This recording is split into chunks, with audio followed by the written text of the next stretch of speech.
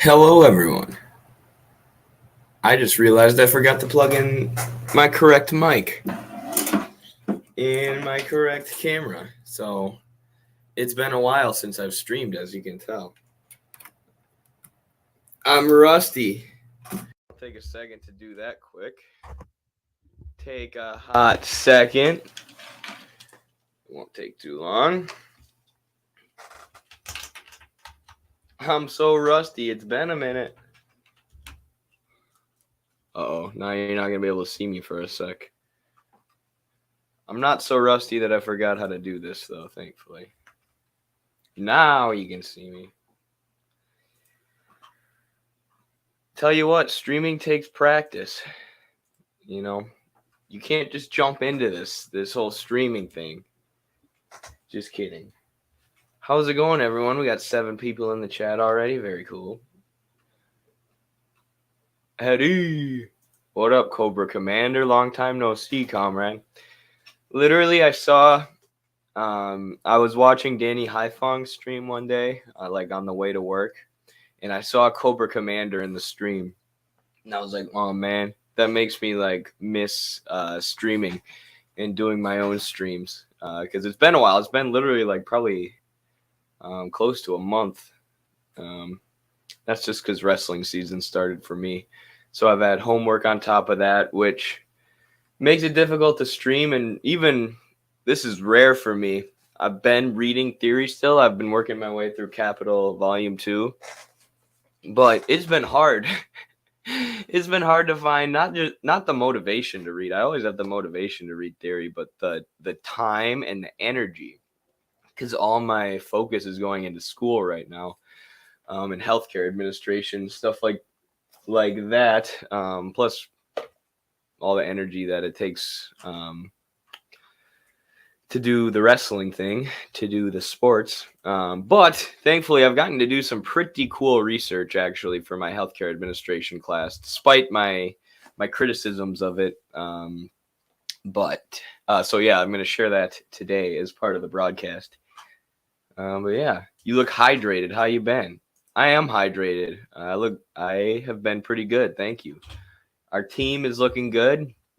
I've been putting a lot of effort into that, getting them ready for the season. We just had our first competition, so now we got 4 or 5 months of competition ahead of us. So I'll be busy there, but I think I worked something out to where every Wednesday morning around noon, I should be able to do a stream and talk about whatever. So yeah, that's pretty cool. Whatever you do, don't block moderators. I did that, and now I'm forever invisible because I don't know which one. Okay, I won't do that. What do you think about the return of Caleb Maupin? I don't know. If anyone pays attention, or if you want to pay attention to him and watch his stuff because you think it's good and you want to do that, do it. If you don't. I don't know. I do not have that on my list of things to talk about today. Sorry. So I haven't even thought about it that much. I've been too busy. Hey, Midwestern Marks. Hello, Jared. How's it going? So the first thing I want to talk about, for some reason, communist is trending on Twitter. It might just be me. Like, maybe it's just trending for me. I don't know. But looking at the top tweets, I don't totally know why. What was popping up earlier, and now I don't know if I can find it. Oh, there it is. They had Trump. It's this election cycle. Tonight, win or lose, the results for Republican candidates this election cycle. Tonight, win or lose, What's going on here? the results for Republicans, how much of that will be? There we go.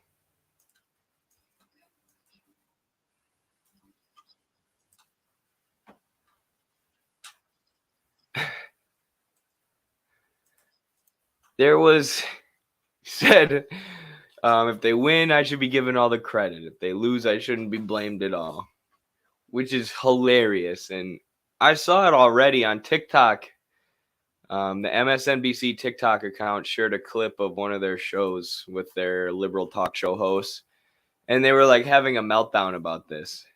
They're like, Trump, you are to be blamed for any Republican losses. You're so egotistical. Let's do 24-hour coverage of this joke that Trump said in an interview. And they're blaming Trump for Republican losses and telling him, the blame or the credit is at his feet for that, which is ironic because the liberal media like MSNBC has never taken responsibility for all the blame that there is to lay at their feet in Trump's rise to power.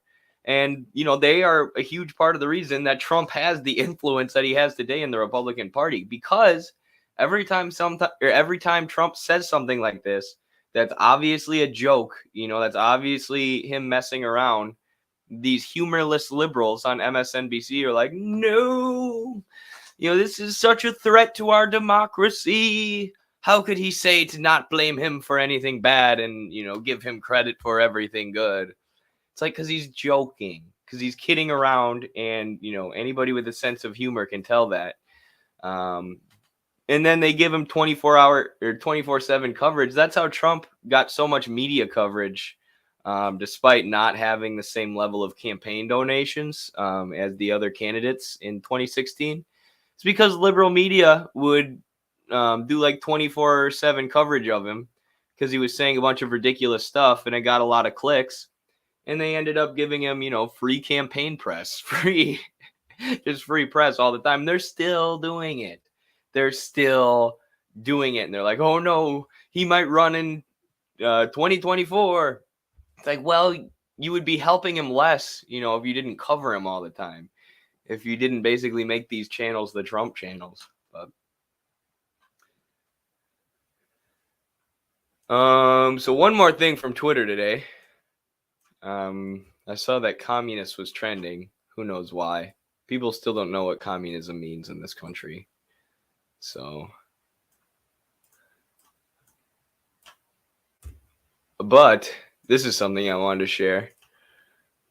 Something that I was pissed about. Our friends at the Revolutionary Blackout Network, some of you know that Unholy Ram 3 has been putting up a bunch of communist benches. So they're like really cool, decorated benches. Sometimes they have quotes on them, or sometimes they have like statistics about the police or whatever else. Like that's the one we're going to talk about today. But the police, or some bootlickers of the police, came and tore down his bench, or broke his bench. He found it in the dumpster. And this particular bench that got destroyed said the U.S. police budget is $1.97 billion, yet 2% of crimes are solved. So this is a true statistic, really relevant statistic. I believe Ram is based in Detroit. I believe that's where this is at. So relevant statistic there, pointing out that the police are an armed body of the state. Right? They're a body with a monopoly on violence, who serve for the suppression of one class over another, or by another, which of course is the capitalist class over the proletariat. So he's just pointing that out with a statistic. And the police, who are supposed to uphold the Constitution and protect our freedom of speech, are destroying and suppressing the communication of information among the people, because it's information that's inconvenient to them, because the police do not actually protect your freedom of speech. They're an armed body of the state with a monopoly on violence, meaning they're the only people who can shoot you or destroy property, and face no repercussions. Here's what they had to say about it.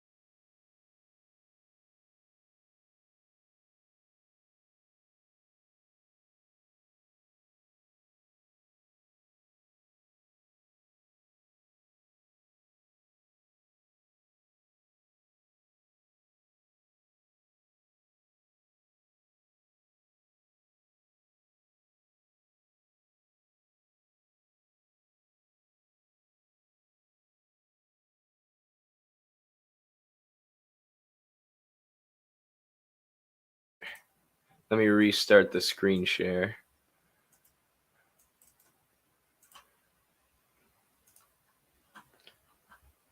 How's this? As I'm leaving and I'm driving, I get a call from my friend's mother, and she say, "Bro, tell me why your bench at the night precinct isn't there." I said, "What?" She said, "Yeah, I was trying to show Michaela, and it's just gone. It was there yesterday. It was here earlier when I went to work, but it isn't here anymore."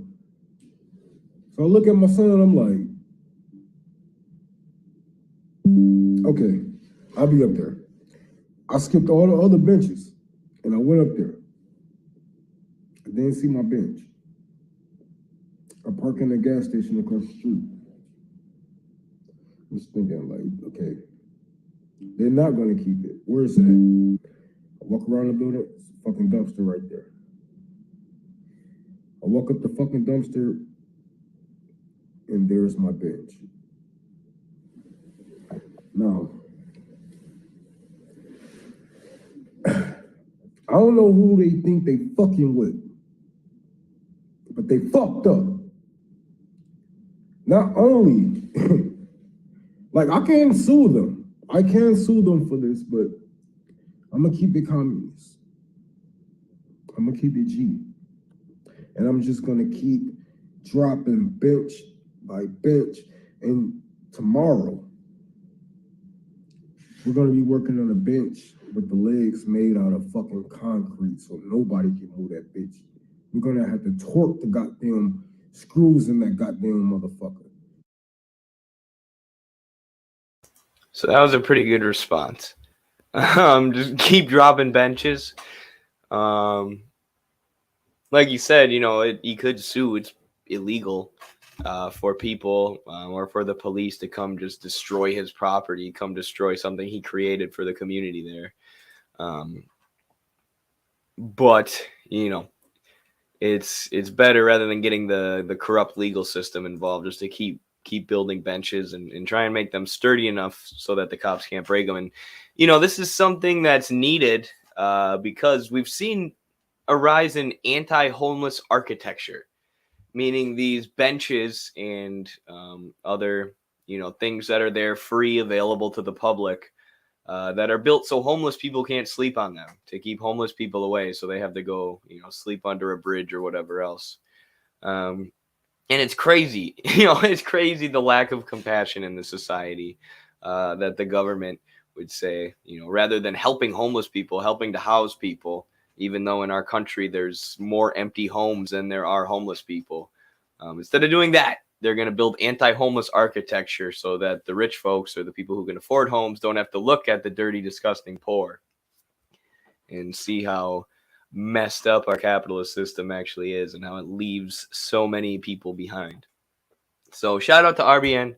Shout out to all the great work that they're doing, constantly organizing in their communities, constantly fighting back against the police who are trying to suppress their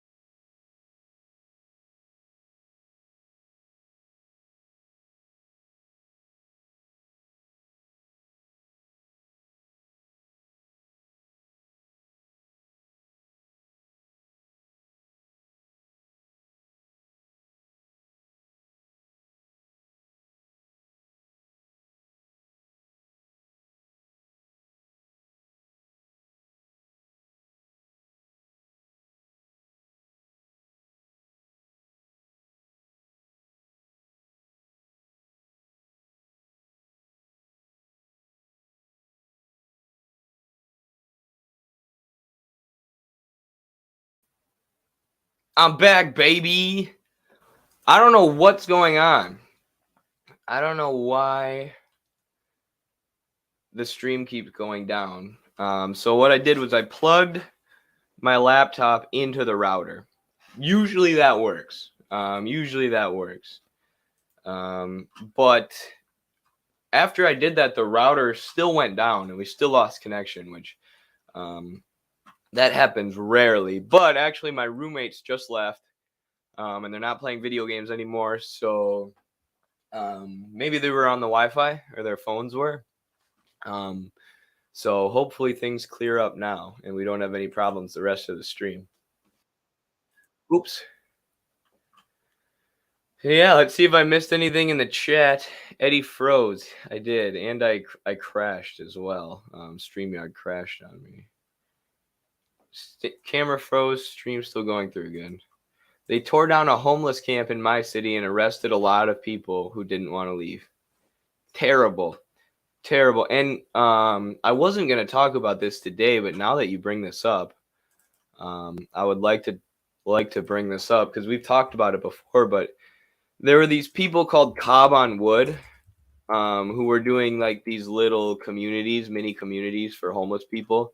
And they're not like explicitly socialist or communist or anything, but they're doing mutual aid, and they're anti-capitalist, as maybe you would imagine, with people engaged in that kind of like community building. So I don't know if they have an explicit ideology or anything, but they've always embraced us at Midwestern Marks, and we've shared and supported a lot of their stuff. And the city, Caltrans, or the California Transportation Agency, who are also in charge of shelter, has been destroying their communities, coming in and kicking them out. So as you can see here, a lot of their most recent videos on TikTok are them dealing with the police, as the police are just kicking these people out of these little like homes, which maybe I want to find a video of the homes because they're literally like made out of like plaster. So they create these tiny little communities like in these empty lots that nobody's using. And then the police come and clear them out, when corporations want to use that land or whatever else. It's like you literally can't even house people under capitalism, because if there was too much free housing in all these rent-free communities where people were just living there, you can see what the houses kind of look like. Then housing would no longer be a commodity. Landlords would no longer be able to commodify land and shelter. Which is a major part of the U.S. economy, is banks and real estate capitalists who own your home, charging you to live. So yeah, that's the people at Cobb on Wood, and they're a great example of the police clearing out housing for homeless people. I work on an ambulance, and the cops will also try to force us to kick out homeless people through various means. It's crazy. Yeah, that's like a huge part of what we're learning about in healthcare administration is, which is, if people don't know, that's what I'm getting a master's in right now. The hospital systems are having this problem where by law, they're not allowed to turn people away who need emergency care. And people knowing that the hospitals can't turn them away, they just go to the ER, get care so they don't die when they absolutely need it. And usually they wait till they absolutely need it to go in, and then they leave and they can't pay for it. So the hospitals lose money. So the hospitals are trying to find a way to not have to cover those people. And the ambulance systems, people don't know this, but the ambulance systems work the same way pretty much. They're the hospital systems or the owners of the ambulances or ambulance companies, I guess you could call them. It's extremely lucrative. They make a lot of money off it. And there's a lot of actual care, medical care that's performed in the ambulances. And that's come about with, tons of advancements in technology that have allowed for care to be performed in an ambulance. So yeah, again, they're same thing for them as with the hospitals, is they try and perform as little unpaid care as possible because it loses money for them. And that's what it's all about. And that's what healthcare should be about, right? Selling products and making money.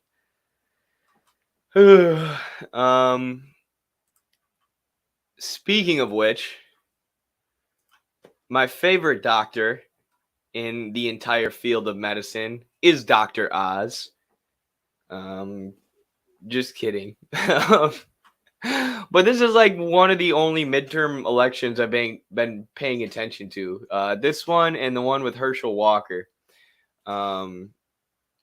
Because it's just funny. It's just funny. Like, this is just such a caricature of American democracy. You know, you have Fetterman, the guy who said that the U.S.'s number one threat going forward is China. We need to be tough on China and attack China. And in 2016 said we need to move towards the ideal of single-payer healthcare. But then when attacked over that by Dr. Oz, he said, I don't want socialist medicine. I'm not some crazy socialist who wants to decommercialize and decommodify healthcare and make healthcare something that's focused on health outcomes and making people healthy and protecting public health. Healthcare is supposed to be a commercial industry. You know, allowing shareholders to make billions of dollars off healthcare every year is an American value, and I will not, be introducing socialist healthcare. So, really little to no difference between these people. They're going to use all your tax dollars to try and destroy Russia and China. Yet this is where most of the media has been focused. This is where most of the media has been focused this entire election cycle or in the lead up to it. And yeah, it's just stupid. It's a spectacle. It's the guy from the Oprah Winfrey show, the guy from TV with a whole bunch of money from the GOP versus some guy who's never worked a job in his life, who's been with the Democratic Party his entire life, who they slapped a Carhartt shirt on. And now he pretends to be working class or a warrior for the working class. Not a Carhartt shirt, a Carhartt jacket. And then Fetterman just happened to have a stroke right before the debate. So it's like as if this couldn't turn into, as if it couldn't be any more crazy, as if it couldn't have been any more of a media spectacle. Fetterman was struggling to form coherent sentences, which, I hope he recovers, but he doesn't support single-payer healthcare. He's not fighting for Medicare for all. 26 to 60,000 people die in the United States every year because they don't have access to basic health insurance. So why not fight for the poor people who have strokes? The poor people who are battling illnesses every day, but don't know that they're going to receive high-quality healthcare.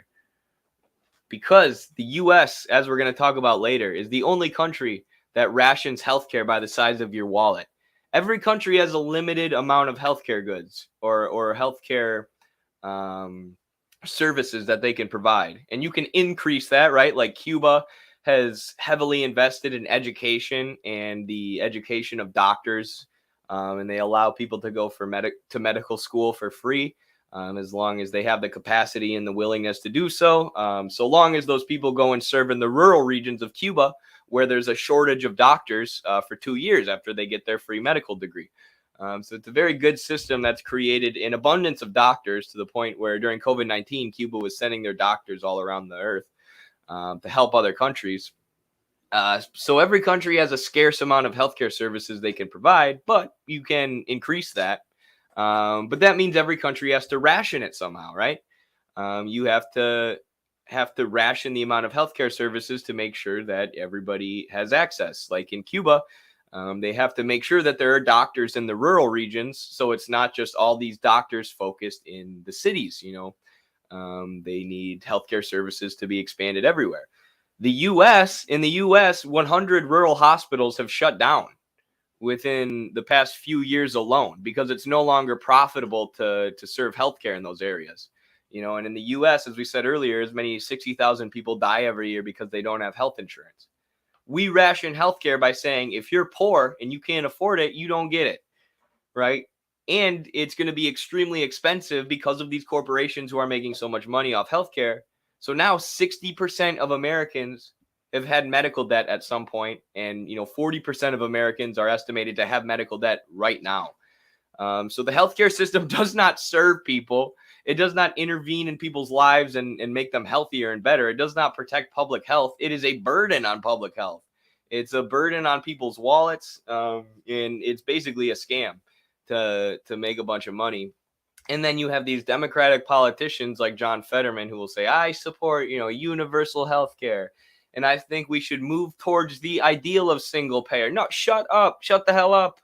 Shut the hell up. What do you mean the ideal of single payer? The ideal of single payer doesn't do anything for the single mom who just had a stroke. Right now, she's struggling to work and struggling to put food on the table like you would be if you didn't have the backing of the entire Democratic establishment, John Fetterman. So we need to take on the insurance industry and nationalize the healthcare industry and make healthcare something that's actually publicly owned. It's even more important that we do this with healthcare than other industries. We need to move towards a socialistic system of medicine, which John Fetterman in the debate said he backed away from. Dr. Oz was like, yo, you support single payer healthcare. And he should have been like, yeah, of course I do. And instead, he said, oh, I won't move towards socialistic medicine. Yeah. Heaven forbid we give poor people healthcare, John. You can just take it all. Hello, Eddie and Chad. I'm sharing this information on behalf of Indie Staff Union on Instagram. There are staff unions striking against SEIU, their employers. Although it's a small strike of 30 to 40 staff members, they're applying a lot of pressure on SEIU, the biggest union in California, calling their BS and unfair labor practices can have potentially landslides. Other locals have started complaining too. This Friday, they're holding a big strike with many other locals in LA. Sharing this, showing... Interesting. Thank you for sharing that, Happy 6590. That does sound very interesting. Let me see. Indie Staff Union on Instagram. That sounds like it's worthy of looking up right now. I mean, even though it wasn't in our plans for today. Let's see here.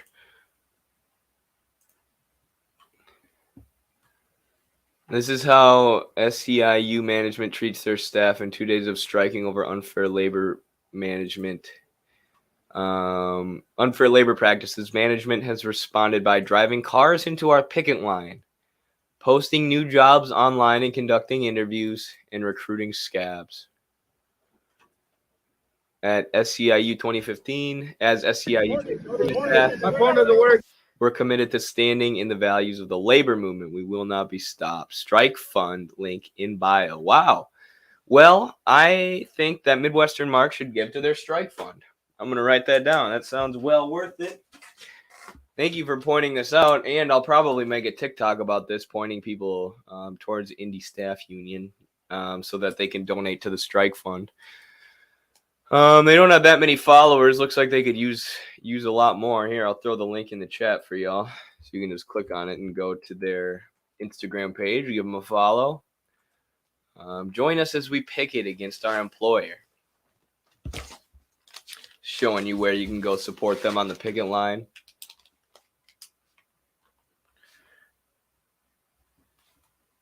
Yeah, looks like great stuff. I'm writing it down right now so I can... So I can remember to promote them later. Thank you for pointing that out. Always good to know, when there's any kind of labor uprising going on, when there's any kind of labor dispute going on. Like, that's how you have what Marx would call a scientific view of the economy. You look at the place where there are worker combinations, trade unions, parties, workers' parties, workers' organizations, whatever else. Any place where workers are coming together and organizing themselves together so that they can take any kind of action against their employers, engage in any kind of class struggle. That's what we got to look at, and that's where we got to put our focus. That's where we have to get the communist socialist parties in this country connected, supporting those movements, supporting those workers, helping to strengthen those worker combinations and strengthen their struggle.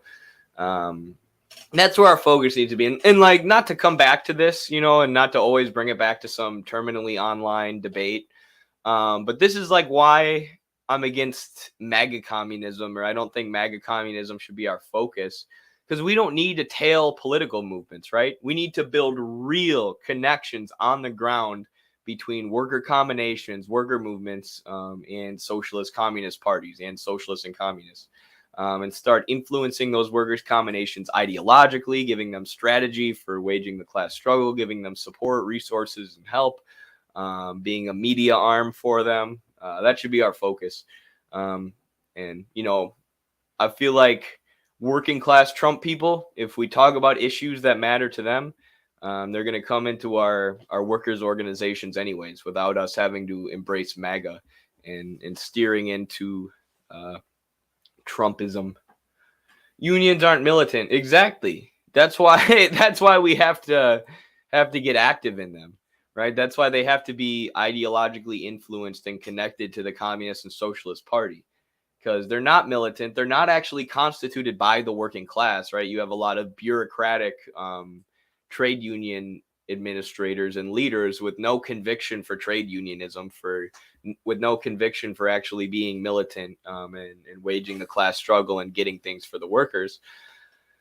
And the workers aren't active in the unions. They don't know how they work. You know, the unions have been beat down, which is why we need socialists and communists in these unions, you know, in these industries, actually doing these jobs and working within the unions themselves. But we also need those unions to be connected to socialist and communist parties. And we need socialist and communist parties trying to ideologically educate the people in those unions, so that they can better fight for their own interests. Boom.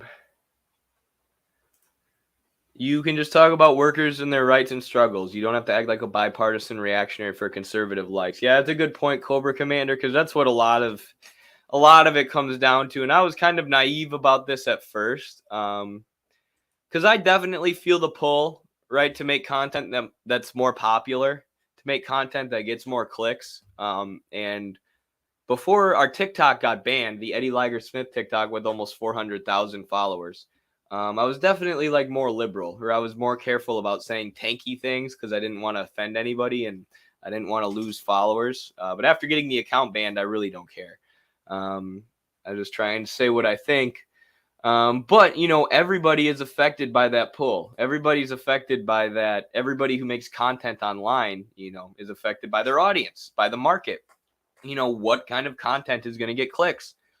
You know, so it leads you into a certain kind of content. Sometimes that means like sort of tailing the MAGA movement, which is popular right now, or kind of tailing progressive liberalism, AOC type socialism. And I don't think either of those things are the answer. The answer is having a scientific analysis of the economy and organizing workers.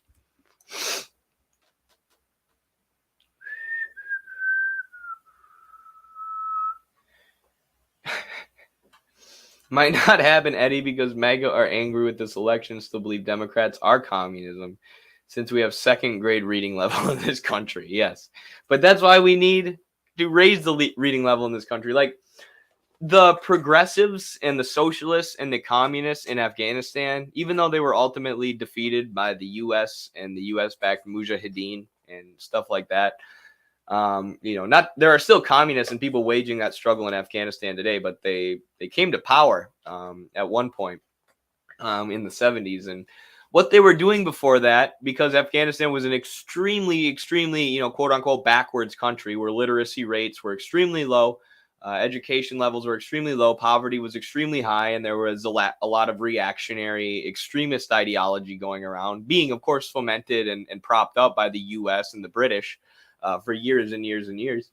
But what they did was had all these literacy workers and all these literacy campaigns where they would go around and teach people to read. And while teaching them to read, they would teach them theory, economic theory, political theory, teach them how to fight and struggle in their own interest, and actually turn Afghanistan into a workers' democracy.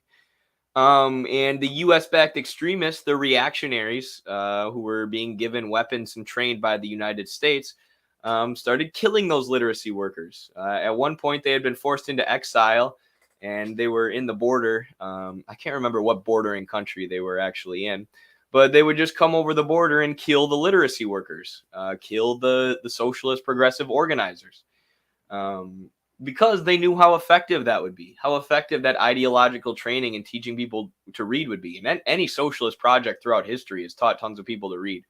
So we're just not doing anything like that in the U.S., you know. And I agree that we have like a second grade reading level, but you know, that's our mission. You know, how do we educate people? How do we get people theoretically engaged? I don't know. I try and do it with my roommates. One of them's making a lot of progress. The other one plays Rocket League all day. He's not interested in theory. He's interested in Rocket League and farting and watching football. And how do we get through to those people? I don't know, but I'm not going to stop trying. I'm not going to stop giving him books. Yep, I think you're right. Neither MAGA nor shitlib, but scientific. Thank you, Ross. Yeah, I agree. That's I should write a book, shouldn't I? Neither MAGA nor shitlib, but scientific. That would be socialism, utopian, and scientific if it was written in 2022. Thank you, by the way, for the 10 pounds. What is that? I don't know what money symbol that is, but thank you so much for supporting our project. Appreciate you very much. Quick correction on the union strike. I meant 130 to 140 union members are striking. Thank you for sharing, comrades. Of course. Well, thank you for sharing. That's really awesome. Yeah, again, that's the kind of place we need to be putting our effort. Kind of a bleeding reading rainbow. Yikes. Definitely. I've said that on TikTok before. I've said that I just want to be the communist reading rainbow guy. What's his name? Levon Burley or something? Is that it? What's his name? LeVar Burton. Not Levon Burley. LeVar Burton. That was kind of close. Yes, we need a communist reading rainbow. We need to educate people and get Americans more interested in education. Get them off of the constant, just search for dopamine. Prevent them from, or keep them from being trapped by consumerism, from their own liberation, by commodity fetishism. LeVar Burton, y'all knew it. Y'all knew it right away without even looking it up. People don't realize public school is socialism. You actually only come from a different country, you recognize it. Yeah, I mean, the public institutions under capitalism are obviously different than socialism, but there's a lot of examples where you see how publicly owned stuff and institutions are just better than privately owned ones, at least for everyone. And you see that with public schools. Like, private schools are sometimes good, but they're extremely expensive and they're only available to the rich. Versus, because we live in capitalism, and this is why public schools are different than they would be under socialism, because we live under capitalism, with the government heavily influenced by the corporate capitalist class, they're constantly trying to cut public education. Right? They're constantly trying to induce austerity, and use that money, that tax money we're currently spending on education, for corporate bailouts or for war, which ultimately goes into the pockets of the military-industrial complex or whatever else. But you still see that public education, even under a capitalist system where it's constantly being cut, is in almost every way superior to private. And actually, that's a perfect transition into one of the studies about healthcare that I wanted to share today. They did an academic peer-reviewed study that was published by the National Library of Medicine, which did a comparative performance of private and public healthcare systems in low and middle income countries. So not wealthy countries like the US, but they talked about this myth that's often perpetrated by bourgeois economics, which purports to be a science, but is really a pseudoscience, a bourgeois capitalist pseudoscience that says privatization and consumerism and capitalism are the only way. But they talked about that myth in this study and said that it is a myth. That, in fact, in this systematic review does not support the claim that the private sector is usually more efficient, accountable, or medically effective than the public sector. However, the public sector appears frequently to lack timeliness and hospitality towards patients, which is a problem and again, especially with the timeliness, a lot of that comes from the fact that we live under capitalism, from the fact that public institutions are constantly being cut, and lobbyists and corporate interests are constantly lobbying to try and get these public institutions to be cut so more tax dollars can be focused on them. That's been the main goal of the U.S. and U.S. foreign policy for the last 150 years, is to induce austerity on other countries, meaning no public institutions, no social safety net for the people, no tax money spent on stuff like hospitals or whatever. But even still, this peer-reviewed study found that the idea that private is always better than public is a myth. And of course it is. Medicare and Medicaid, which are two of the only public healthcare institutions or social safety net programs that we have in the U.S., are the two most popular forms of health insurance in the country. Because of course they are, because they're not profit-based, because it's basically a mini single-payer system for old people or for poor people, kind of. Medicaid and was highly privatized with the ACA, and it gave private insurance companies more control. But either way, they're better because they aren't run like private insurance companies, which have shareholders at the top who are paid out giant dividends each year, which is money that they make by being a middleman in between you and your healthcare. By collecting a premium every month and then paying for as little of your healthcare as they possibly can, which they do through various methods, copays, deductibles, saying that you have pre-existing conditions and therefore they're not going to cover certain forms of healthcare. That's how the private insurance industry works. That's what they do, those insurance companies. Of course, that's what they do. The less healthcare that they pay for as that middleman, the more money they make. And their commercial health insurance companies, their goal, their legal obligation is to maximize profits for their shareholders. It literally says in U.S. law that private corporations have to maximize, or technically they're called public corporations, meaning they allow for their stocks to be publicly traded. They have to maximize payouts for shareholders, even if it's a healthcare corporation who should be maximizing the health outcomes of various populations. So of course public functions better than private. Of course public institutions, even though they're being cut and constantly being suppressed and constantly being attacked by the private sector and by these corporate interests, of course they're better than institutions that are profit-based. Profit-based institutions have to base themselves in exploitation and ripping people off. Public institutions don't so much, even under a capitalist system. So I thought this was a very interesting study, and it goes along with what that person was just saying. Holy crap. It goes along with what that person was just saying about public school, showing that socialism is superior. I have Medicaid, and it's better than the private insurances I had before. Exactly. Thank you. Holy crap. Warren West sent us $50. Wow. Thank you so much, comrade. Thank you for supporting our project. This is pretty incredible. Every once in a while, we get a donation like this, and it's like, wow. It means a lot that anybody would, sacrifice that much of their income or that much money to support our project. And it really helps us more than I can even put into words, really. I mean, it's money. Obviously, we live under capitalism. Everybody needs money to survive. Nobody wants to give their money away because they need it to survive and support their family. So the fact that you would give $50 to our project, that is pretty incredible. So I'm limited in the ways I can join the fight as an independently contracted caregiver in rural Oklahoma. Once I figured out that I am a communist, I stopped donating to candidates. I buy Midwestern Barks books, and I'm grateful for what you guys do. You're going to make me emotional, Warren. Thank you so much. We're all limited in how much we can join the fight, as an independently contracted caregiver. That's how they handicap you under modern capitalism, that's how they handicap you, is they make you an independent contractor.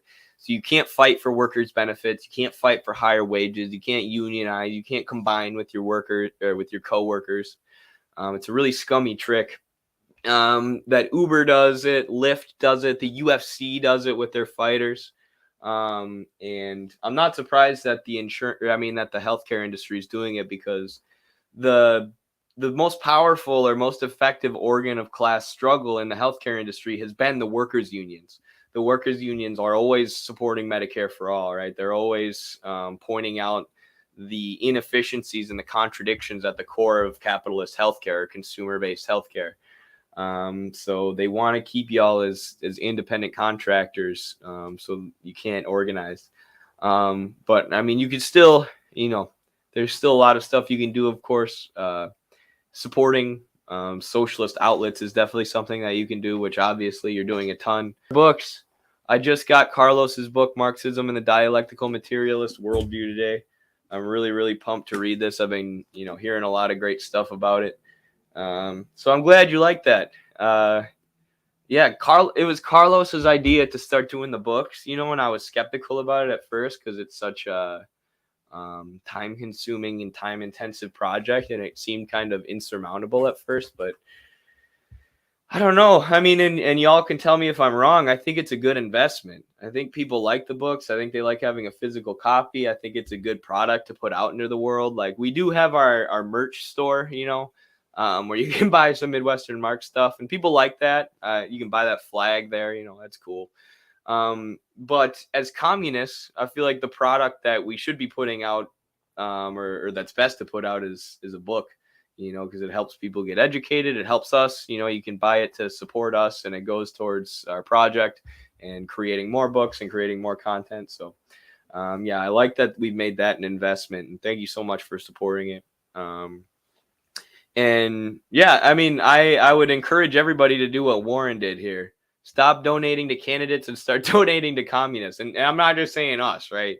I'm not just saying Midwestern Marks. We're one of many news outlets or educational outlets now who are supporting the class struggle, who are waging the class struggle and doing communist ideological education, advocating for socialism. There's a lot more.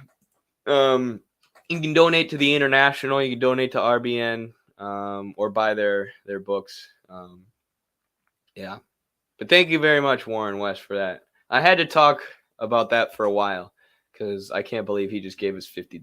So books are based. I agree. Thank you, Ware Pilgrim. Public does not mean absence of profit as far as hospitals are concerned. True. A lot of those things are a mixture, and there's like all the public institutions in healthcare, even the big ones like the World Health Organization and stuff, are heavily controlled by finance capital, are heavily controlled by corporate interests. Speaking of which, another perfect transition into another peer-reviewed academic article study I wanted to share that I found in my healthcare homework and research this week. Where is it? Oh, there it is. This is a very interesting study conducted in 2020 by, who is it by? The Journal of Bioethical Inquiry. And it's called Lessons from Corporate Influence in the Opioid Epidemic Towards a Norm of Separation, which there's going to be no separation between commercial healthcare companies and healthcare unless we move towards a socialistic system and a socialistic economy, society. But this study had some incredible findings. Let's just read the abstract here. This in itself is a crazy read. There is overwhelming evidence that the opioid crisis, which has cost hundreds of thousands of lives and trillions of dollars, and counting, has been created or exacerbated by webs of influence woven by several pharmaceutical companies. These webs involve health professionals, patient advocacy groups, medical professional societies, research universities, teaching hospitals, public health agencies, policymakers, legislators. Opioid companies built these webs as part of corporate strategies of influence that were designed to expand the opioid market from cancer patients to larger groups of patients with acute or chronic pain, to increase dosage as well as opioid use, and to downplay risks of addiction and abuse, and to characterize physicians' concerns about the addiction and abuse risks as opiophobia. Wow. What a way to start your academic peer-reviewed study. There is overwhelming evidence that pharmaceutical companies and opioid manufacturers work together with all of the institutions in charge of public health to lie and say that opioids there's no risk of addiction, there's no risk of death, and we need to start prescribing opioids for pain and anxiety, because that will expand the market for opioids, because this is how the companies or the people in charge of medicine and healthcare look at healthcare as a way to make money, as a giant market for which they can sell their commercial products, their commercially marketed medicine. So they purposefully lied and smeared physicians who were concerned about the addictive properties of opioids in increasing prescriptions of opioids as opiophobic. Y'all, who out there doesn't think that wokeism or woke imperialism or corporations utilizing wokeism is a thing? Has there ever been more proof? They just throw the word phobia, on the end of opioids and use it to smear people. It's the same as being homophobic. It's the same as being racist. You're just racist towards fentanyl. You're opiophobic.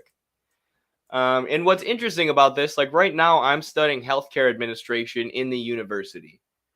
Right, that is what I'm doing, getting a master's degree or doing a program in healthcare administration. And I feel like a lot of my classmates are socialists and or are moving towards that direction and demanding, a more socialistic, more publicly owned healthcare system. And I'd like to think that I have had some influence on them in our discussions. But either way, the class itself is very corporate. One of my professors, and he's a nice guy, but he's worked for USAID and a lot of these, arms of the U.S. State Department, or arms of Western pharmaceutical corporations.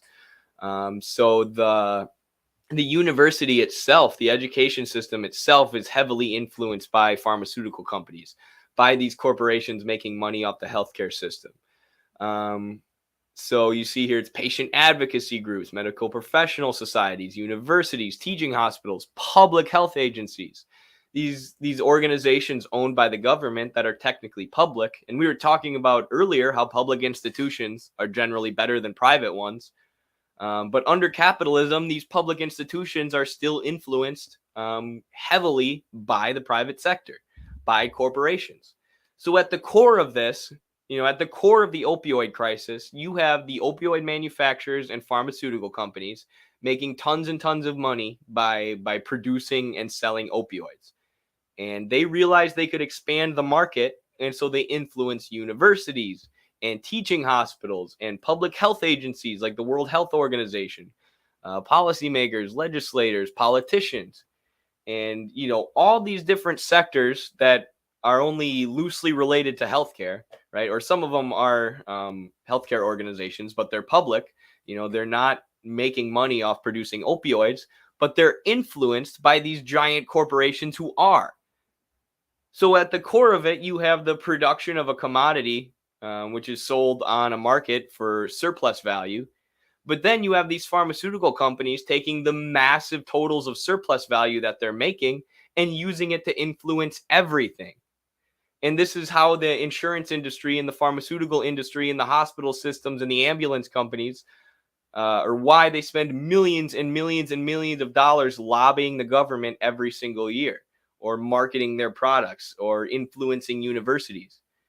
Because they're making a whole bunch of surplus value off of selling medicine to people, but then they have to invest a bunch of surplus value in lobbying the government and controlling every aspect of society, so that never changes, right? So no one ever says, hey, these guys purposefully got us addicted to opioids. when they knew that it was killing us because they thought it would make them a bunch of money. So the companies who are in charge of healthcare, whether public or private, are prioritizing their profits over human life to the point where they'll literally lie about a product that is killing people so that they can keep selling it and expand the market for it and make money. They'll lie so that they can sell that product on an even larger scale, to the point now where there are over 60,000 deaths a year due to opioid overdose. And these are people who sprained their ankle or who were depressed and dealing with anxiety, and they went into the doctor for help. And because the pharmaceutical industries are in charge of the healthcare system, rather than getting help, those people were fed opioids, and now they have a much bigger problem on their hand. And sadly, what happens is a lot of these people who get hooked on opioids because it's prescribed by a doctor for pain or whatever, eventually they don't have the money to afford these because they are a consumer product being sold on a market. They are expensive. You're not only paying for the pill, you're also paying the profits of these multi-billion-dollar pharmaceutical companies. And you're also paying for them to lobby the government so they can continue to get people addicted to this shit. So they're expensive. People run out of money. And then the closest thing to opioids, the pills that you get at the pharmacy, heroin.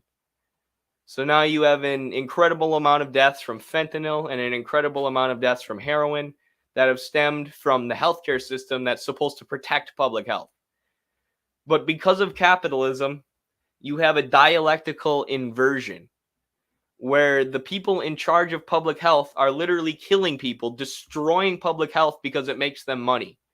So capitalism has taken our healthcare system and completely inverted it. It now does the opposite of its purpose, the opposite of what it was designed to do. That's what we call a dialectical inversion, and it completely comes about from the commercialization of medicine. Right? This didn't used to be the case with pharmaceutical companies, and I'm giving y'all a little bit of a sneak peek. I was talking earlier about all the books that we've done. This is, sorry, behind me. There it is. The Journal of American Socialist Studies. I don't know if you can see it up there. One of the first journals we did. Right now, I'm giving you all a bit of a sneak peek into my my article for the second Journal of American Socialist Studies, which we've been working on for a while. It won't be long before we release the Journal of American Socialist Studies too. But right now, y'all are getting a little bit of a sneak peek into that. And that's where I've come up with a lot of this research. But the first pharmaceutical company came about in 1885. And this was just 3 years after the death of Marx, when Engels was still alive and still writing. So the Industrial Revolution had happened, the bulk of it, and capitalism was spreading itself all across the globe, really evolving into the stage of capitalist imperialism that Lenin would describe and analyze in 1917. But capitalism was really it was prominent in Europe. It had become the dominant mode of production in Europe completely. People had moved into the cities. A lot of the peasants had been pushed into the cities looking for work. Industry had overtaken the peasant agricultural production under feudalism that had preceded it. You had not a fully developed, because capitalism's always developing, but a prominent capitalist mode of production. Commodity production was the main form of production being carried out. Again, there weren't that many peasants anymore. So 3 years after Marx's death, after he writes Capital Volumes 1, 2, and 3 and analyzes this new capitalist mode of production that's come about, in 1885, you have the first commercial pharmaceutical company. So with the evolution of capitalism and the development of commodity production to its highest stage, you have the pharmaceutical industry and the commodification of healthcare, the commercialization of medicine. So before this, it didn't work the same way. But then as commodity production is developing, as capitalism becomes the dominant system, as all the most powerful people in society are manufacturing capitalists who own factories, which are producing goods to be sold at market, you have these pharmaceutical industries or these capitalists who say, we could create a market for healthcare. Everybody needs healthcare. What if we commercialize medicine and start selling it? And you have the commodification of healthcare, as Marx is talking about, the way that capitalism commodifies everything, every aspect of society. So not only does capitalism expand itself physically, right? Not only do the capitalists use imperialism to expand their markets and expand production abroad, but they also commodify every aspect of society. So like prostitution and the drug trade are two things that follow capitalism everywhere it goes. After the dissolution of the Soviet Union, the drug trade and prostitution flowed over the border again in giant numbers that hadn't been seen in years. Because now you had people who couldn't just get a job with the state, with the government, who didn't have their basic needs taken care of, and they were forced to do whatever they needed to survive and feed their families. Same thing in Europe. As you have the process of enclosure, as Marx calls it, where the peasants are being pushed off their land and forced into the cities to work for the industrial capitalists, you have a huge increase in prostitution, as a bunch of women in those cities are now forced to sell themselves in order to survive. So you have the commodification of sex and the commodification of drugs that comes about with capitalism, with the development of transport and the development of commerce and trade, which allows for these giant commercial markets, allows for unlimited amounts of money to be made by producing and selling commodities.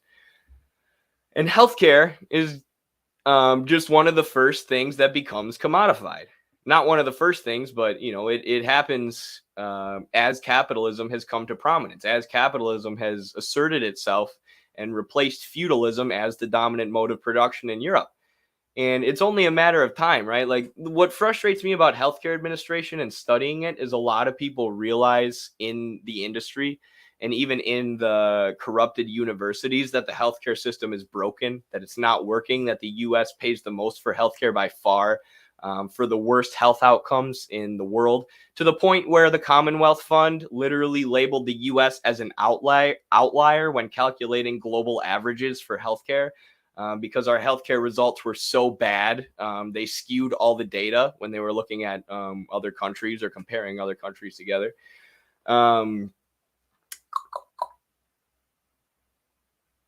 What was I saying? Oh, and but the people in healthcare administration, in the field, don't realize that this is a product of capitalism and capitalist development and accumulation and concentration and commodification of everything that would have happened regardless, right? The first commercial pharmaceutical industry doesn't arise in 1885 by random.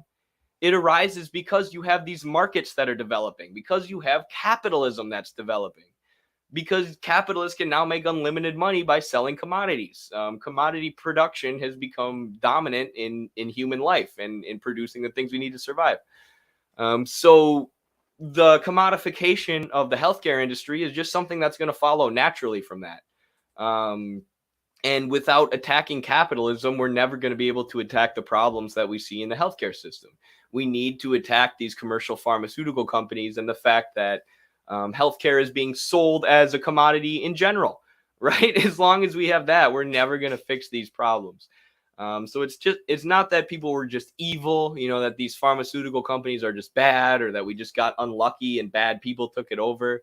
And it's not that, humans can't create a healthcare system that actually works and that actually functions and that actually distributes healthcare and provides healthcare efficiently. We just have to decommodify the industry.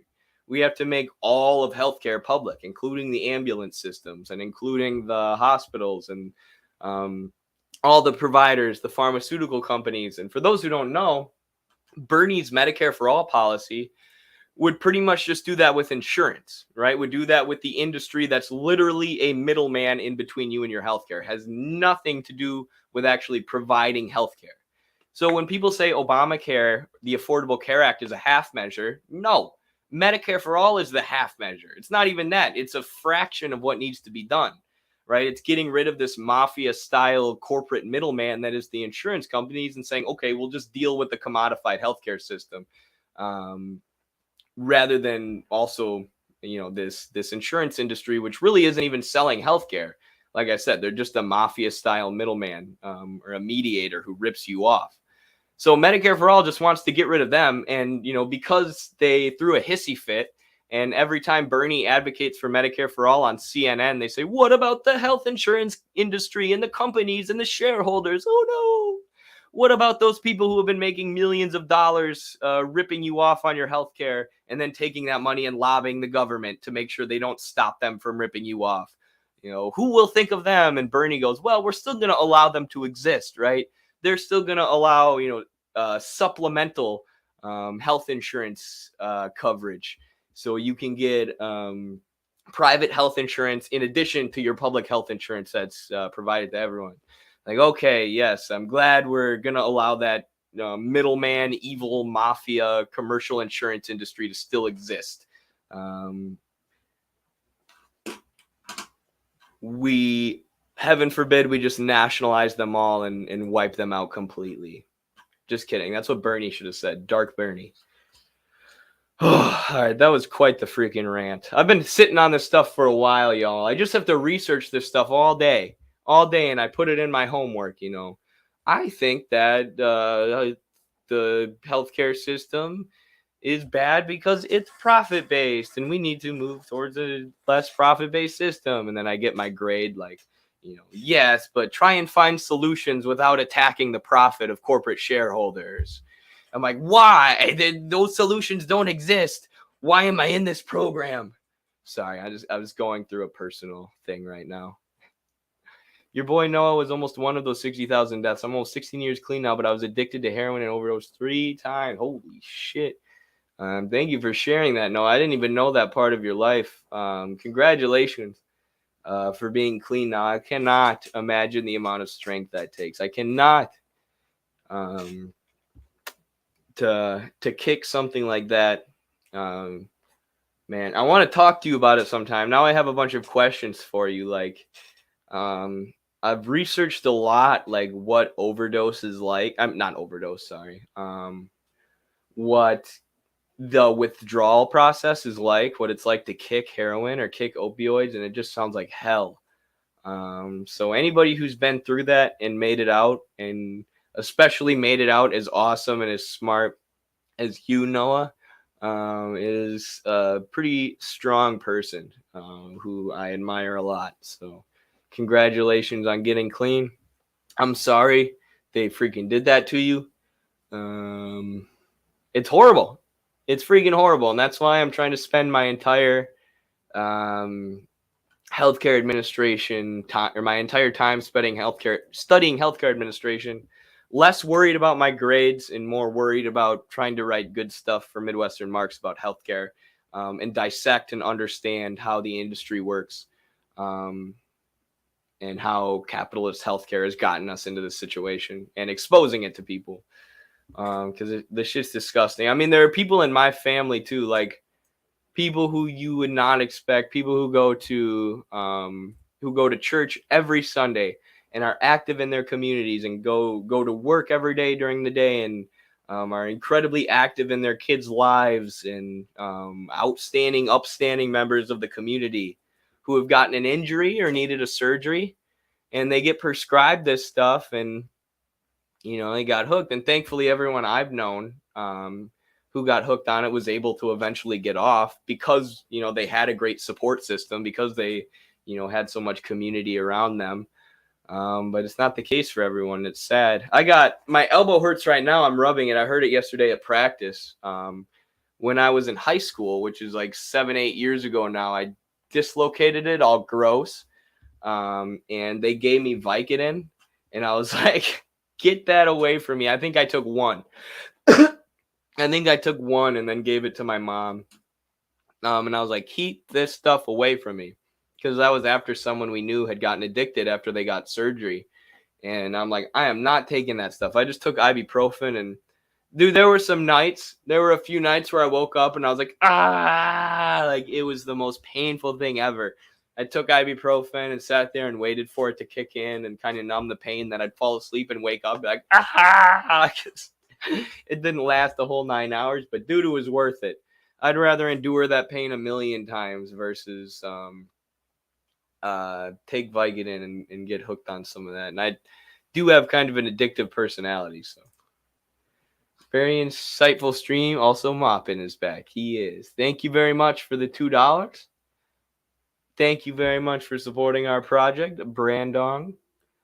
Yeah, appreciate that. Sorry, I want to show y'all my elbow because I do have a picture of it, and after I say something like that, I feel like I should show you. Otherwise, it's kind of just like a cliffhanger. You feel me? Where that boy at? It's gonna be way back. I forgot I was in high school. You want to take me a sec to find? I gotta go on my personal Instagram to find it too. Almost there, kiddos, folks, friends, family. What's Noah say? Gotta get back to work, but can't wait to read Eddie's piece for the Journal of American Socialist Studies. Thank you, Noah. Yes, I cannot wait to dissect American capitalist healthcare for everyone, do a systematic breakdown. Right now, I'm in the process of studying the historical development of the pharmaceutical industry, of these commercial pharmaceutical companies and conglomerates and how they work and how they came about. Which is why I was reading that study about the first pharmaceutical company that came around in 1885, right as capitalism was coming to prominence. So yeah, I just thought that was an interesting tidbit. But the Journal of American Socialist Studies 2 itself, my article, will have a much more systematic analysis, a much more systematic review of how the healthcare system developed, who were the first companies, and blah, blah, blah, blah, blah. All right, so this is my broken elbow. I don't know if y'all can even see it there, but like, if you look where my mouse is, that's my elbow, and then this is my arm.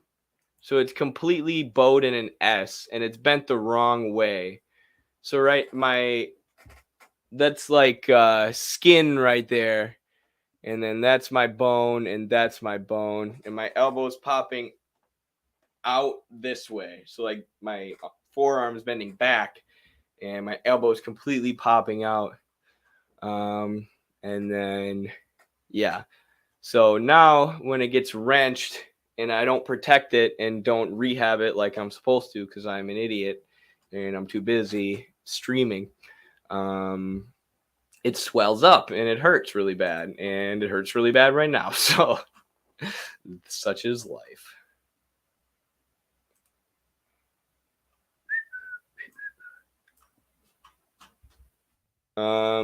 I have another study pulled up here. Check the chat quick, see if there's anything interesting in here. When I was 20, it was the Oxycontin sold to our parents. Got the whole fam hooked. That's sad. I'm sorry to hear that. And it's like the doctors back in the day were talking about how if you smoke a cigarette a day, it keeps you healthy. How you should smoke Lucky Strike cigarettes. And we talked about this in our podcast with Ramiro Sebastian Funes, talking about Edward Bernays and the history of U.S. propaganda. They literally lied to people and did these advertising campaigns convincing them to smoke cigs even though they knew it was unhealthy. And now here today, they're doing the same thing with opioids. It's terrible. And if you think about the way a market works and the way capital works, a capitalist needs to constantly sell their product to turn it into money, right? So they have all these factories that are producing opioids, medicine, whatever else. But if they take those to market and they don't sell them, it's a loss of money, right? Because they need to sell them, get money in return, and then use that money to keep their operations going and expand their production. So what product is easier to sell every single time than one that people are physically addicted to? And I laugh, but it's horrible because, now you have e-cigarettes and vapes and cigarettes and plus the things being pushed by pharmaceutical companies. There's just so many things that are being marketed and sold that are physically addictive, including, fast food and sugar and candy and stuff like that too. But it's a perfect product for the capitalists, because even if people can't afford it, even if they shouldn't buy it, even if it's not bringing them any use or health or anything good, if it's an actual detriment to their health, they're addicted. So they're going to take their money and they're going to buy it anyways. And the capitalist is going to continually turn their opioids into money. They're going to reinvest that money in production and expanding the production of opioids and lobbying the government to try and expand their markets. Or lobbying universities and hospitals, like we were talking about earlier, to get doctors to start prescribing opioids for people who don't necessarily need them, regardless of the risks, and smearing people who point out the risks. It's the same thing that happened with cigarettes happening today. And it's all because of market-based production. It's all because of commodity production and capitalism. And stop making money from addiction treatments, playing all sides. I didn't even think about that, my friend. That's probably going to make its way into the Journal of American Socialist Studies too, legitimately. And maybe that's something I would have come across in my research regardless. But, I mean, playing all sides, what a perfect way to put it. It's exactly what they're doing. They're getting people addicted so they can constantly, as we said, turn their product into money by exchanging it at the market. And then the people who want to get off of it, the people who want to get off that constant cycle of buying these drugs, have to pay money to another capitalist for addiction treatment. It's craziness. The commodification of everything that we've been talking about, right? The commodification of the treatment that you go to if you're dealing with addiction. Right? Even that is set up to rip you off and take your money and make money for some corporate shareholder. It's every aspect of life, which is why it's so freaking absurd when people talk about socialism being a dictatorship or socialism not working because it's a dictatorship. Like, we live under the dictatorship of capital and commodity production. Like, it is the dictatorship of the capitalists, the pharmaceutical companies, and their webs of influence, right? But ultimately, they need to do this, right? Ultimately, they don't have a choice. As we said earlier, they're legally obligated to maximize profits for their shareholders. And if, as we said earlier too, if they don't continually sell their product at market and actually continually expand and grow the market, they go under. Right? So this is the dictatorship of capital. We're totally subservient in this society to commodity production, to the production and sale of commodities, even if it destroys us, even if it gets our people addicted to opioids and kills them. It's a dictatorship in every way that continually infringes on every aspect of society and finds a way to rip you off in every aspect of society. And you're never, ever free from the grip or the domination of corporations. That is capitalism. It's a more dictatorial, authoritarian system than you could ever imagine. But anyways, this is the CDC data. The drug overdose epidemic, behind the numbers. More than 900,000 people have died since 1999 from drug overdose. That's after the time in the early to mid 90s is when they started prescribing opioids for like anxiety or for pain, chronic pain. And by the way, some people on TikTok were trying to say they don't prescribe opioids for anxiety. But I looked that up and that's untrue. They absolutely do prescribe opioids for anxiety, which, anxiety is extremely heavily induced by capitalism in the world we live in. But anyways, so nearly 75% of drug overdose deaths in 2020 involved an opioid. Crazy. Opioids are substances. And again, that can be fentanyl, that can be over-the-counter opioids, or that can be heroin. Heroin's classified as an opioid. And a lot of people start with the pharmaceuticals. That gets them hooked because they get it from a doctor, including people like my family member who, you would never, ever, ever, ever consider someone who would buy drugs, right? Or who probably never even met a drug dealer in their life. But if they get the opioids from a doctor, if it's prescribed by a doctor, then they're willing to take it, then they're hooked. And then once they're addicted, then, they'll meet with a drug dealer and buy heroin because they're so desperate to get their fix. That didn't happen to the person I know, but happens a lot. Opioids are substances that work in the nervous system of the body or in specific receptors in the brain to reduce the intensity of pain. Overdose deaths involving opioids, including prescription opioids, heroin, and synthetic opioids like fentanyl, which is the most dangerous drug on the market, I believe, for the black market, have increased by more than 8 times since 1999, by more than 8 times since they started heavily prescribing these things for pain and anxiety. Overdoses involving opioids killed nearly 69,000 people in 2020, and over 82,000 of those deaths involved synthetic opioids like fentanyl. Again, fentanyl is extremely, extremely dangerous. So yeah, just incredible numbers. And the CDC and all these public healthcare organizations are noticing this. They analyze this. They publish data about this. They see this. They see it as a problem, and yet they're still pushing opioids on people, and they've taken no responsibility for the fact that they were part of these webs of influence formed by the pharmaceutical companies to rip people off and purposefully get people addicted to these things. They knew the risks, and they not only did they keep selling them, but they knew the risks and lied to expand the market further anyways, and attack and smear those physicians and doctors who were hesitant about this, who were critical of this, attacked them personally. And I mean, that's an example of a phenomenon that we see all the time, where the corporations or liberal media or pro-capitalist media or whatever will smear people's personality, right? They'll call them opiophobic, or they'll say that you're a genocide denier, or that you're an authoritarian, right? All these words with vague meanings to attack the person saying them, not the person's argument, but the person saying them. They're labels that they put on you. And that's what they have to do, because their goal isn't actually to be correct, right? Their goal isn't to make a real argument. Their goal isn't to understand what you're saying. Their goal is to make a profit, and they'll lie in any way that they can to do so. So that's why you have doctors being smeared as opiophobic. It's not because those doctors are insensitive. It's not because those doctors don't care about their patients. It's because those doctors are being critical of the pharmaceutical companies and the method that they're using to maximize their profits. And they will make up any lie or any smear they can to stop you from doing that, just like the military-industrial complex will. Shoot, I had something I wanted to share. What the heck was it? I had something I thought of in the middle of that rant, and then it slipped my mind. Another interesting, like, peer-reviewed study about healthcare I found, but it's all right. Not too worried about it.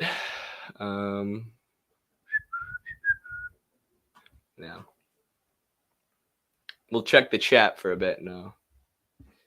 And then I have one more healthcare study, sneak peek into the Journal of American Socialist Studies, Part 2.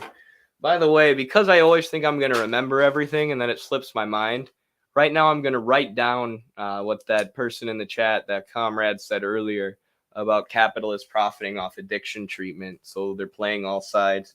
I'm serious. That's going to make it into my journal. I mean, I'm going to put more research into it. And back it up and find out which capitalists and which corporations are doing that. Are they connected to the government, and do they lobby the public institutions? Are they connected to the pharmaceutical industry and the hospital systems?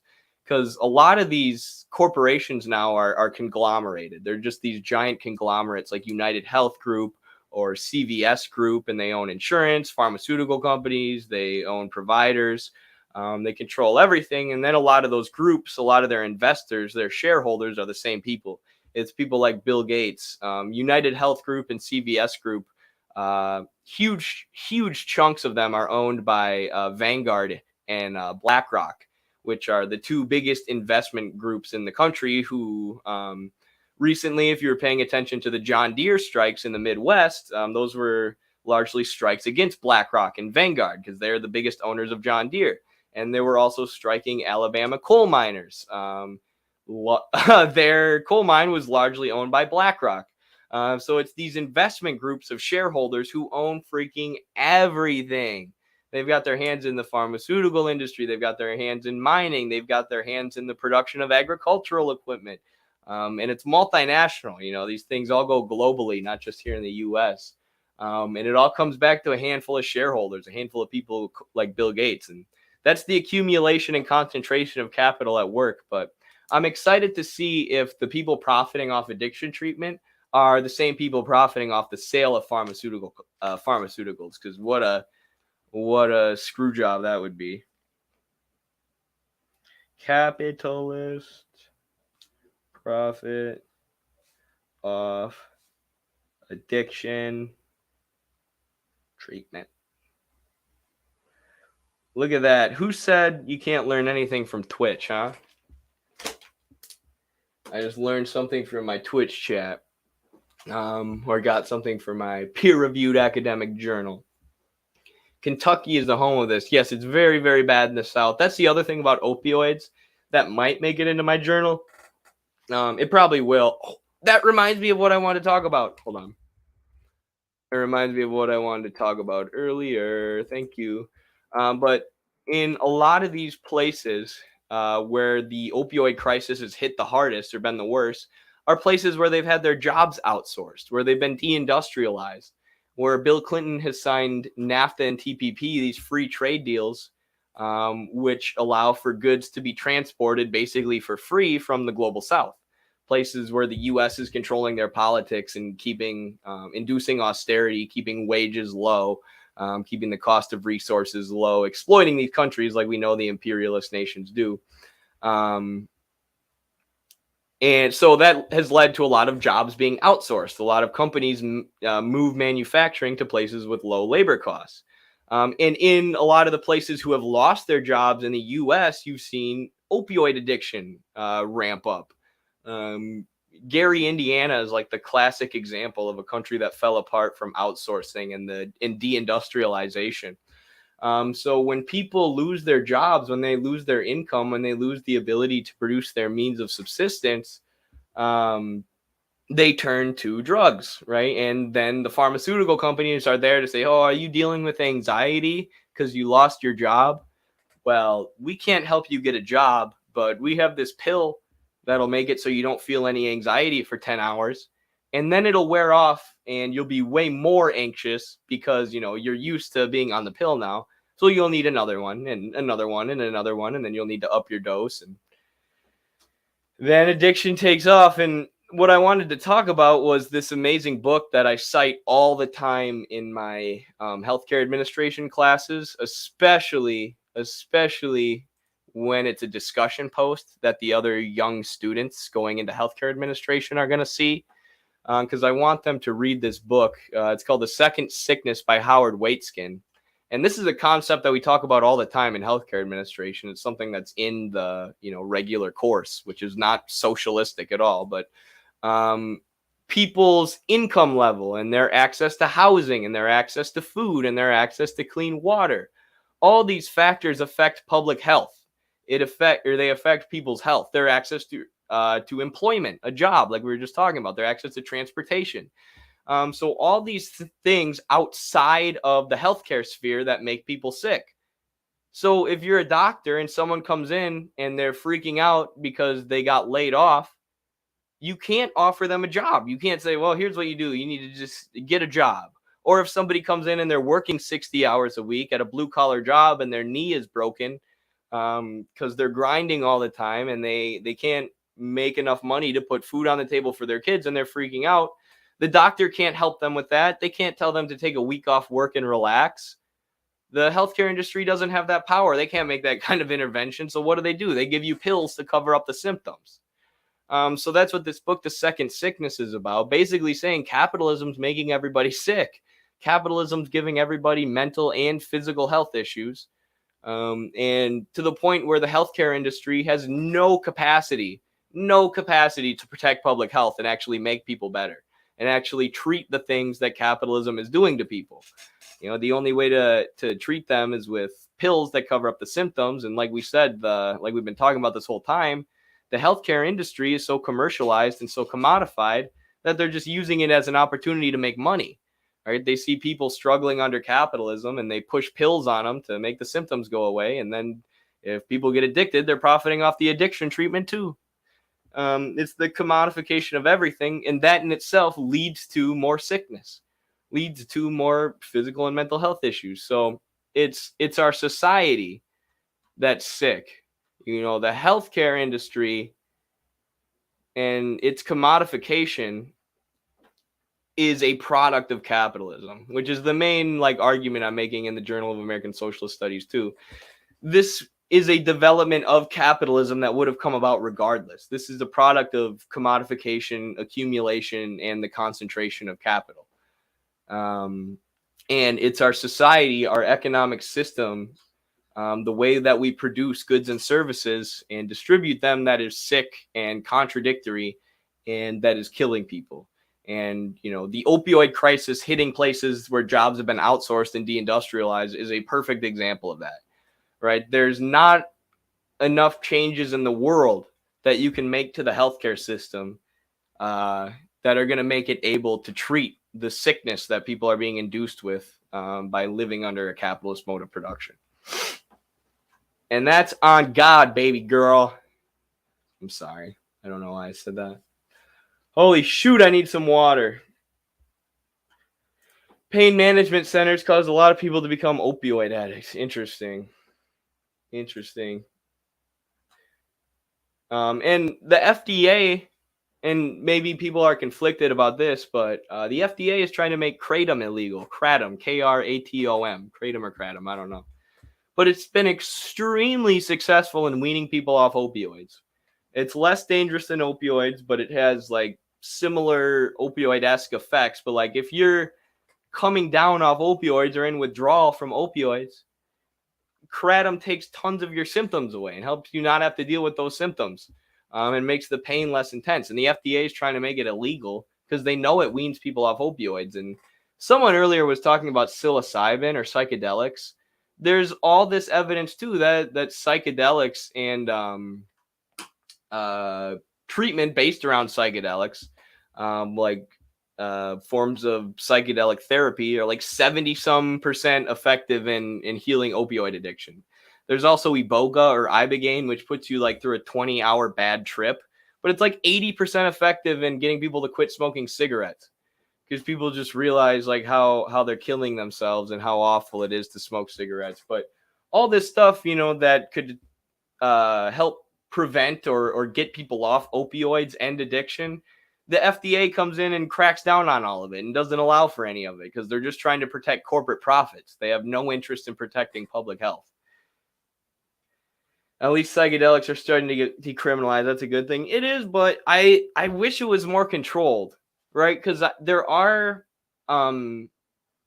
people can misuse psychedelics. They try and use them as a party drug, right? Use psychedelics and go to a party, or don't do it in a controlled way in a good environment where they feel safe, and it leads to mental health issues sometimes, or just bad trips that can be dangerous. And I wish it was more controlled and regulated, but yeah, I do like that it's decriminalized. In Iowa, I believe marijuana got decriminalized recently. Marijuana got decriminalized in Iowa recently, I believe. I think you can now have up to an ounce of marijuana, and the cops aren't allowed to arrest you, which is interesting. I don't know if that's true. Someone told me that the other day. Not a reputable source either. The person who told me that. So I'll have to look that up. Hey, Eddie, it's great to see you. Thank you, Julian. It's great to see you all. I should say this again now that there's 80 people in the chat. I said it at the beginning when we had 4. But it's been a while since I've been on, been streaming. Wrestling season started. School's been going on. I've been super busy. So I'm glad to be back. And from now on, I'm going to try and stream every Wednesday morning around 10 a.m. or noon, sometime in between then. And I'll go for as long as I can. I have practice at 4, so I'll never be able to go past 3, because I got to get ready and drive half an hour to practice. But yeah, I'm going to try and do every Wednesday now. I talked to my boss / head coach about it. He was cool with it. So yeah, Wednesdays we'll plan on, and I really missed y'all. I was in Danny Haifong's stream the other day, and I saw Cobra Commander, who's a regular viewer here with us at Midwestern Marks, and I got sad. I was like, oh, I need to stream. I need to see my comrades. So here I am. I got ran over while drunk at a biker's bar starting fights. The hospital wouldn't give me RX because of the drinking, so I laid in the hospital bed for 18 days waiting for surgery so my body swelling stopped. Jesus Christ. This is a terrible story, but there are so many stories like this. There are so many stories, like horror stories of people with U.S. healthcare system where some insane crap like this happened. People always tell me a story like that when I tell them about my elbow. And when that happened, I was 45 minutes to 50 minutes away from my house, and the town I lived in where the hospital was. And I was like, can we just go to the hospital here in this town? The town where I broke my elbow in. We're like, no, our insurance won't cover it. We have to drive 50 minutes while your elbow is brutally dislocated. They couldn't get it back in on the spot. It took 3 doctors at the hospital to pull my elbow back into place. But we had to drive 50 minutes with my elbow like that, and we couldn't just go to the nearest hospital because our insurance wouldn't cover it. And I didn't understand that. Like, my mom and dad would have done anything for me. They would super, super supportive and caring. And I was like, why can't we just go to this one hospital and just pay for it, right? Just like, who cares if our insurance doesn't cover it? I had no idea, the insane expense that would have probably put my parents in medical debt for years if I would have gone to that hospital and got treated rather than going to the place where my dad's insurance covered, because my dad's a teacher and you get insurance as a teacher. Well, most people get insurance through their employers now, but yeah, that was crazy. And everybody seems to have a story like that. Everybody seems to have a story like, because the healthcare system's so fragmented, my insurance only covered this place 50 minutes away, or, I didn't have the right insurance, so the doctors let me sit there for 18 days. Crap like that. And the part about the elbow injury that I forgot to tell, while I was riding to the hospital, I was in a splint. Right, and I could feel this part of my elbow touching the splint. It was like hard, like down here, right? So I knew that my elbow was usually supposed to be right here, but I could feel the point of my elbow or whatever piece of my arm it was over here. And I was like, ugh, it kept making me almost throw up. So yeah, that's the fragmentation of the healthcare industry. Because you have like 16 different insurance companies, and they're all partnered with specific pharmaceutical companies and specific hospitals, they'll only cover certain places. So people always talk about, under a socialist system of medicine, you won't be able to choose your doctor. You'll have to have insane wait times. It's like, you can't choose your doctor under this system of medicine. This is the most fragmented system of medicine imaginable. And it's only fragmented because of these mafia-style insurance companies and the fact that we allow them to rip us off for billions of dollars a year. It's so crazy. I just joined your live. What's your opinion on the midterm election results? We were talking about that earlier, just a little bit. Thank you for the question.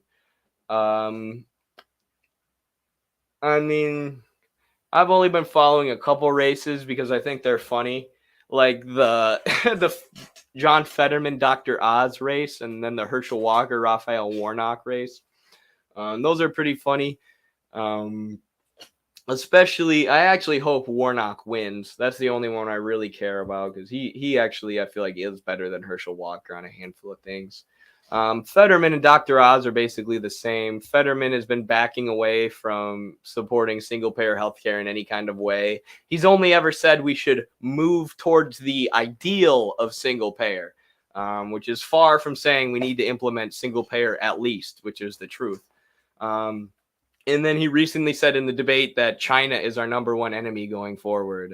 And Dr. Oz has been running as a China hawk the whole time. So it's just hilarious. You have this guy from TV, the TV doctor guy who got his start on Oprah Winfrey, running against this Democratic establishment guy, Fetterman, who's never had a real job in his life, but they slap a Carhartt shirt on him and tell him to act like a blue-collar Pennsylvanian to get working-class votes, who then has a stroke right before the debate so he could barely talk, adding even more drama to this. And really, ultimately, no matter who Pennsylvanians vote for, in the Senate, both of them are going to take all your tax money and use it to try and destroy Russia and China. And they're going to hand your tax money to the military-industrial complex and the medical-industrial complex and all these industrial complexes. So, bourgeois elections, there's no choice. There's no real democracy. We're voting for the same thing. American politics is now a choice between fascists and neolibs, pretty much.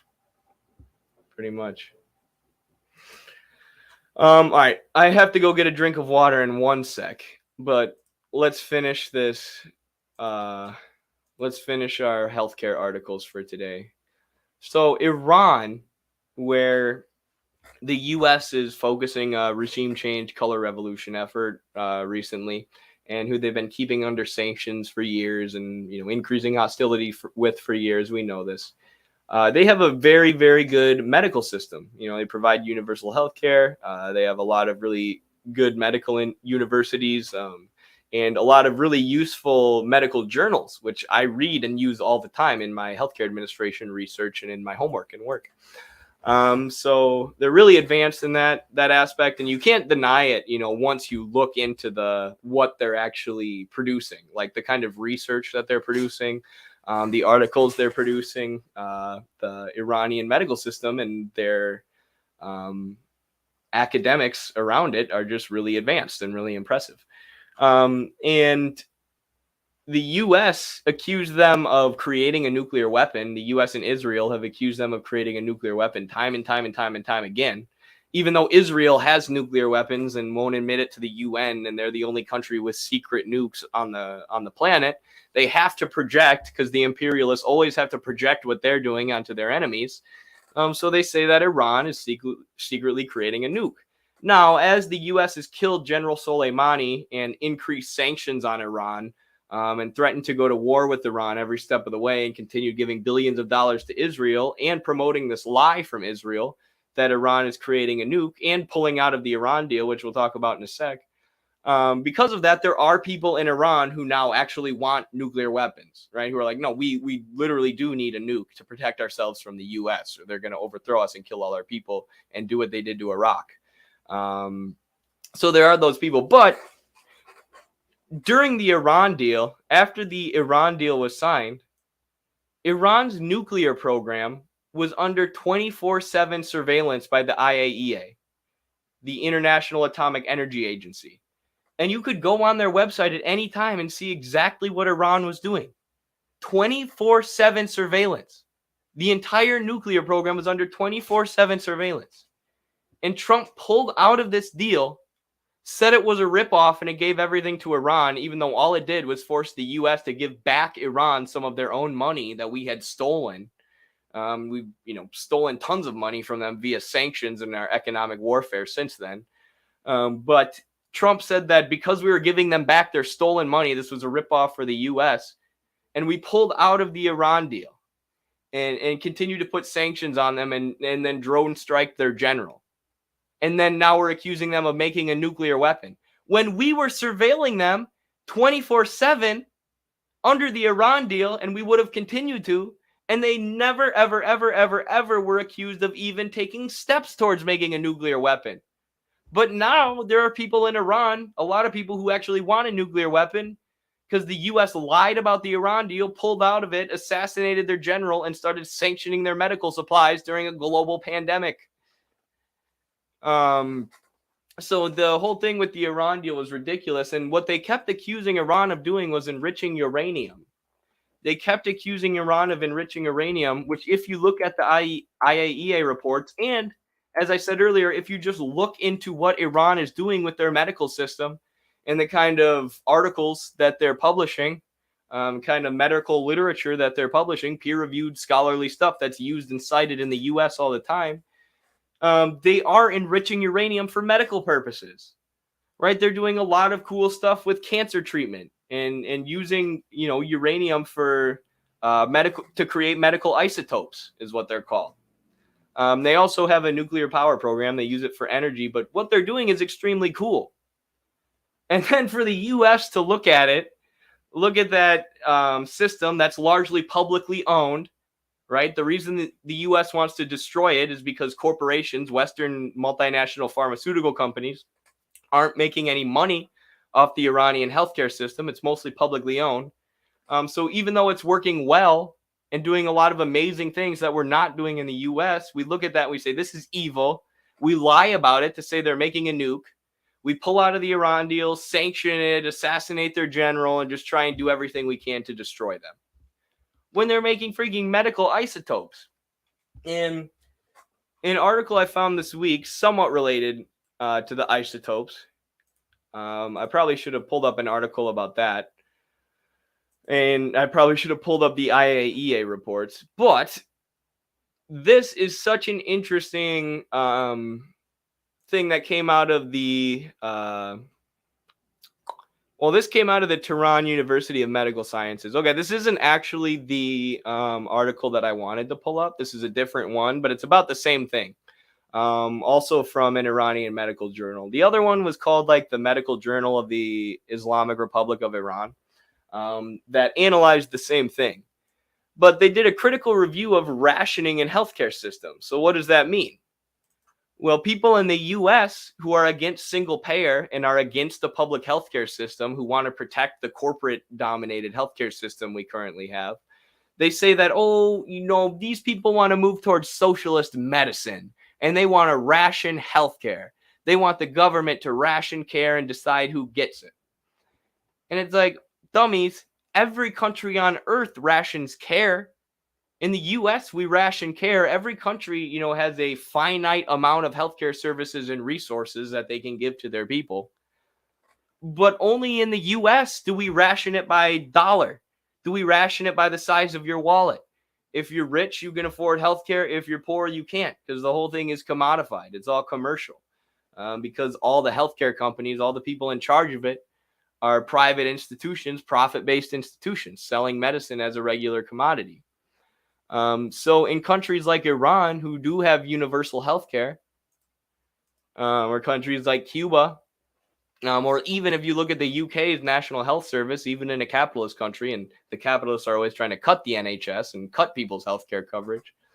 But even there, they ration healthcare much more effectively because they ration it based on need, right? If you stubbed your toe, even if you're the richest person in the country, you're probably not going to get served.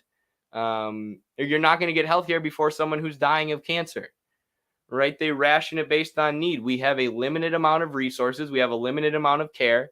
Let's distribute it as efficiently as possible and have things be as cohesive and cooperative as possible, coordinated as possible, not fragmented. And let's ration care in a way that makes sense.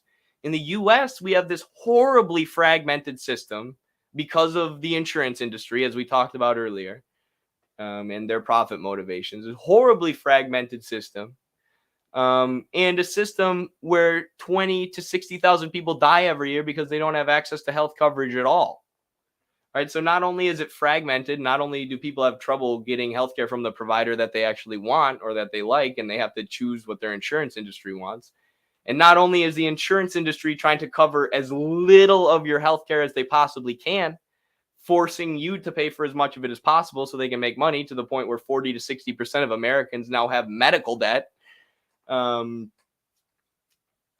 we ration our scarce resources by the size of your wallet, right? You get really good healthcare if you can afford it. You can have a million specialists if you can afford it.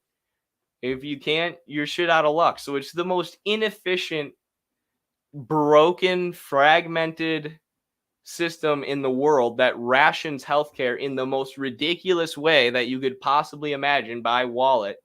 And then we look at countries like Cuba and look at countries like Iran and look at what they've done with their healthcare system to cover everyone. We go, oh, they're rationing care.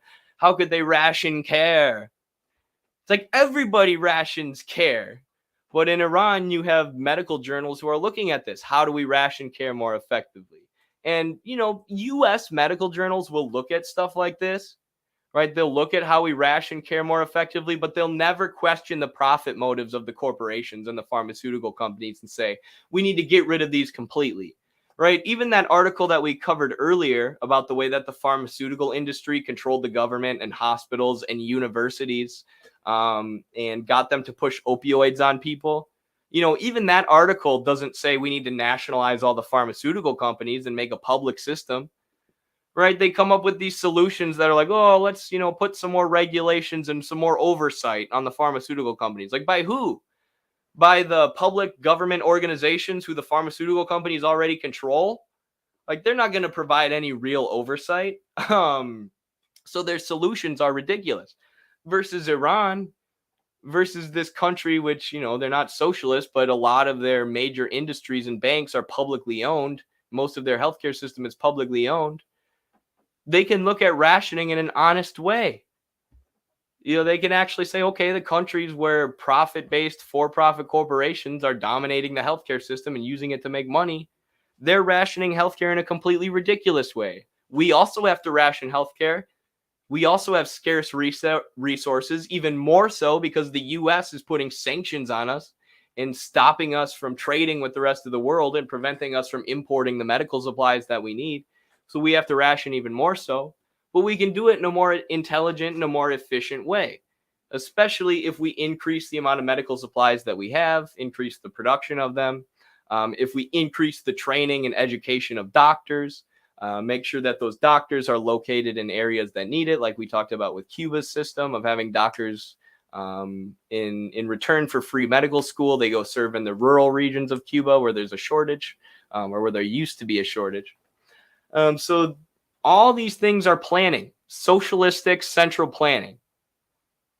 Having public control of production and the distribution and production of commodities, or not commodities, but goods and services.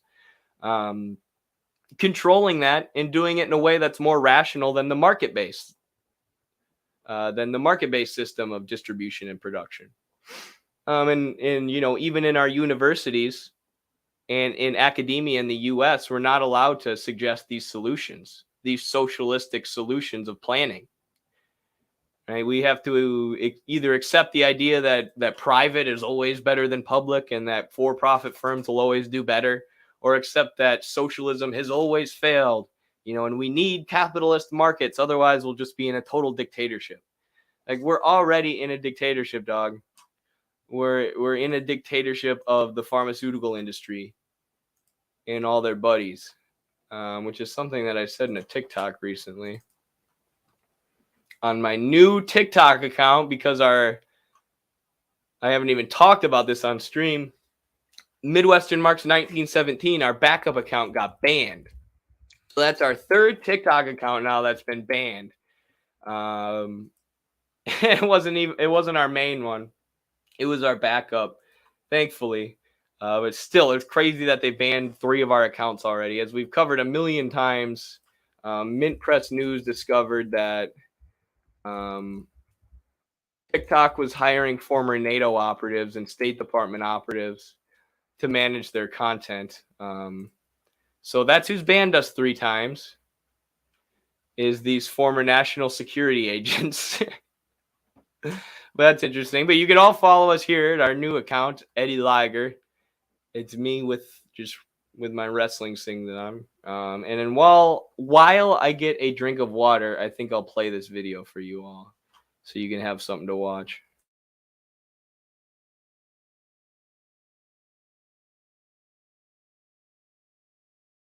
If I can get the freaking sound on. There. Oh, I didn't see it down there. My laptop screen was blocking the sound. Would love to see y'all have Professor Gabriel Rockhill on. We've had him on. All right, before I get a drink, I got to send you a link to that, because Professor Gabriel Rockhill is my favorite. I wasn't there. I was at a wedding. One of my athletes was having his wedding that weekend.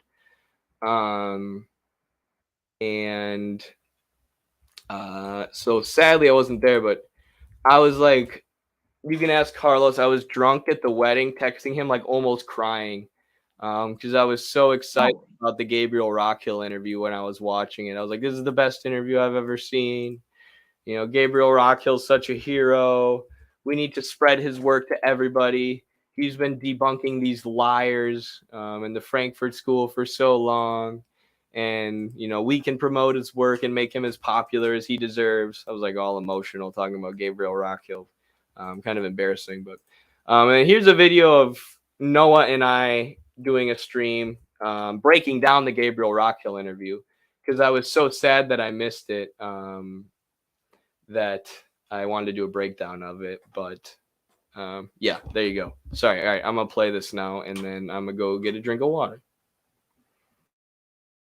Pharmaceutical companies collaborated with the government and lied to expand the market for opioids by prescribing them for people with pain, despite knowing the risks of addiction and eventual overdose. But physicians who raised concerns about the risks were smeared as opioid-phobic. And now 75% of overdose deaths in the US are from opioids, and there's over 60,000 of them a year. But if you don't like that, you're just opioid-phobic. Capitalism is not working. We now know that pharmaceutical companies collaborated with the government and lied to expand the market for opioids by prescribing them for people with pain, despite knowing the risks of addiction and eventual overdose. But physicians who raised concerns about the risks were smeared as opioid-phobic. And now 75% of overdose deaths in the US are from opioids, and there's over 60,000 of them a year. But if you don't like that, you're just opioid-phobic. Capitalism is not working. We now know that pharmaceutical companies collaborated with the government and lied to expand the market for opioids by prescribing them for people with pain, despite knowing the risks of addiction and eventual overdose. But physicians who raised concerns about the risks were smeared as opioid-phobic. And now 75% of overdose deaths in the US are from opioids, and there's over 60,000 of them a year. But if you don't like that, you're just opioid-phobic. Capitalism is not working. We now know that pharmaceutical companies collaborated with the government and lied to. Did that kid say capitalism's not working? What, does he think socialism would work? Doesn't he know socialism always leads to a dictatorship? Gosh, these kids are so stupid these days. I thought I did a video about it on here too.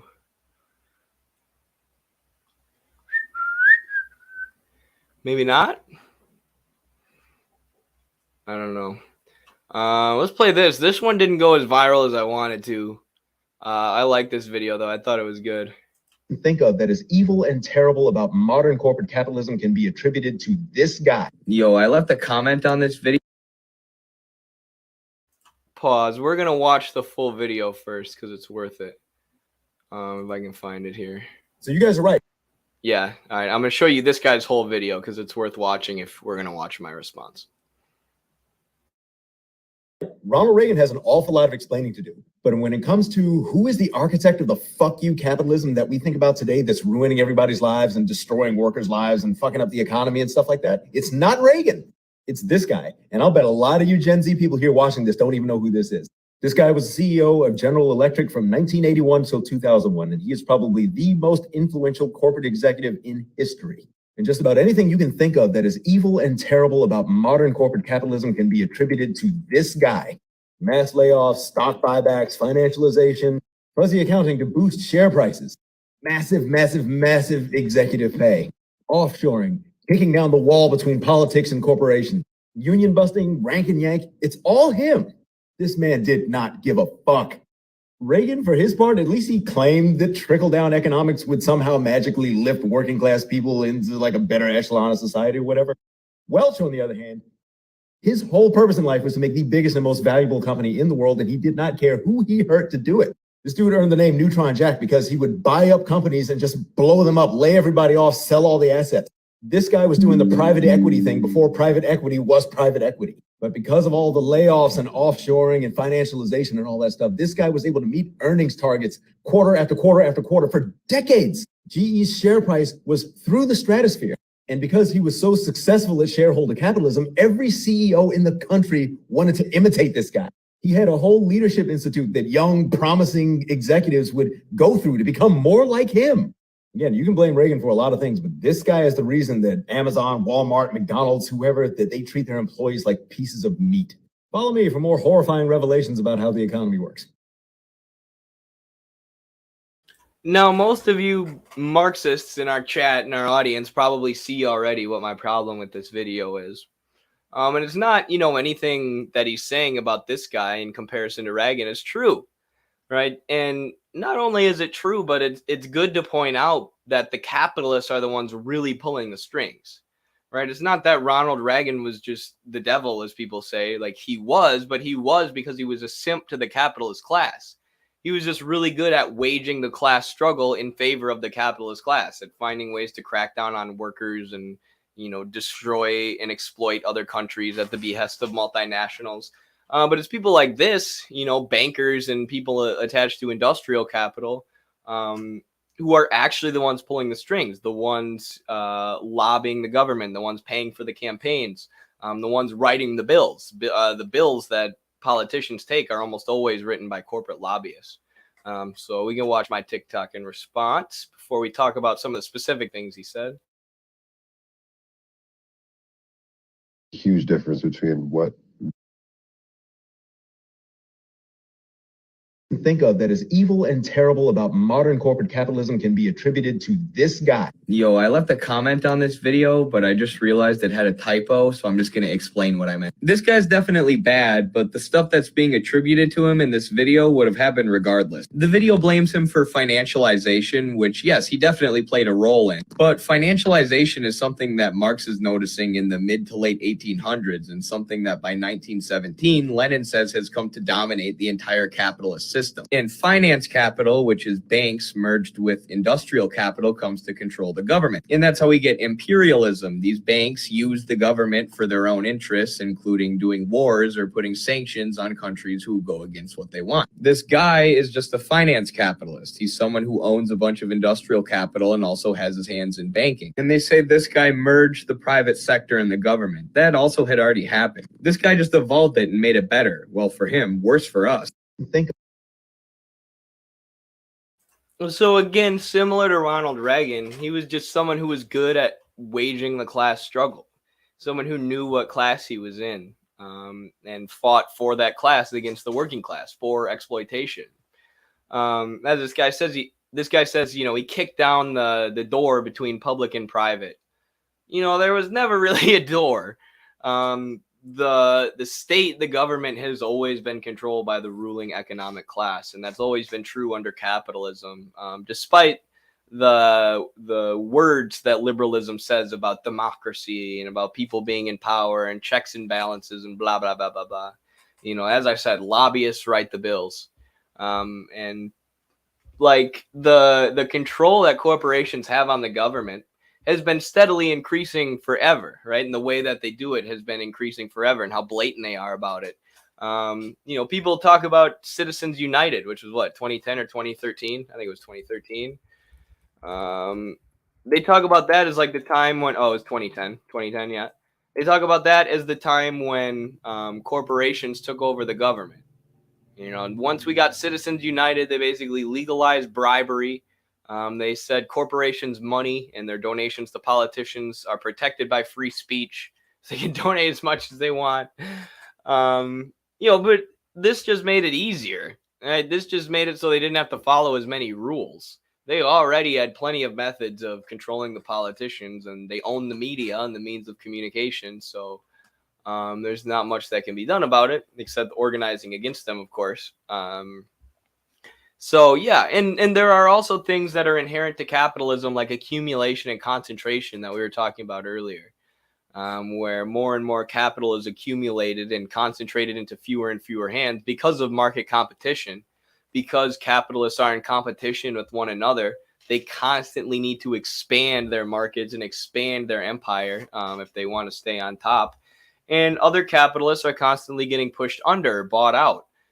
So you have this massive concentration of wealth into a few hands, and this is just one of the guys, right? This is one of the guys who had all that wealth concentrated into his hands, and was successful in out-competing and out-exploiting other capitalists. And yeah, as I feel, this is kind of a theory that I guess I've come up with. I don't know, maybe someone else has talked about this, but as accumulation and concentration take place, and as capital is concentrated into fewer and fewer hands, they're also like worse and worse people.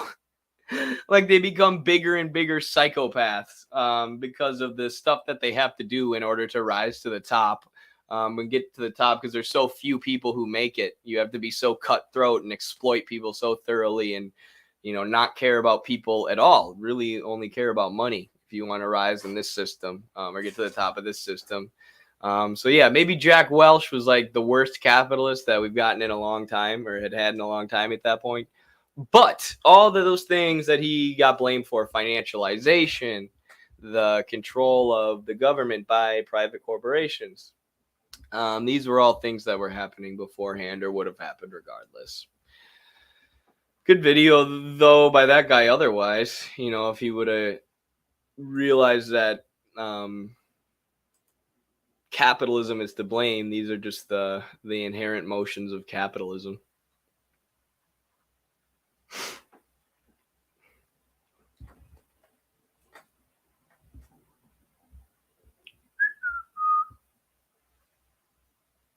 Who here remembers when the federal government fired all the airline workers because they striked? I don't remember that, but that's crazy. They should go on strike. That's terrible. They even exploit like the TSA. Man, the TSA is so annoying though. Okay, I'm pretty sure they did a study a while back that found the TSA isn't even effective. They like snuck like 80% of the bombs that they wanted to sneak through. Not to hate on the TSA workers. It's worse that the government doesn't pay them, but I believe the name they came up with for it is like security theater. So really what the TSA is it's not that effective in finding weapons or bombs or whatever, but it makes you feel like you're safe. Right? If everybody on the plane, you're about to get in a metal canister and shoot through the sky and get somewhere across the world in like 5 hours. It's pretty crazy. And obviously, 9/11 was pretty crazy, which is when the TSA kicked off. Scared a lot of people from flying. Took a while for the airlines to recover. So really, it's probably more of a marketing thing than anything. So they needed to help people feel safe while they were getting on the plane. Help dispel some of the fears that people were feeling after 9/11 that were preventing them from flying again and hurting the profits of the airlines.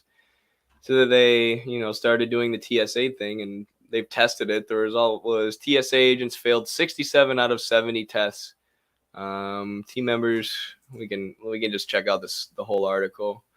TSA blog carries constant reports of weapons confiscated from people who forgot to remove them, but they were tested by Homeland Security in 2015, and Homeland Security concealed weapons as criminals or terrorists would, and the result is that TSA agents failed 67 out of 70 tests. So I don't know what percentage is that. 70 divided by 67. Oh, 67 divided by 70. So over 95% of the weapons that they tried to sneak through got past TSA.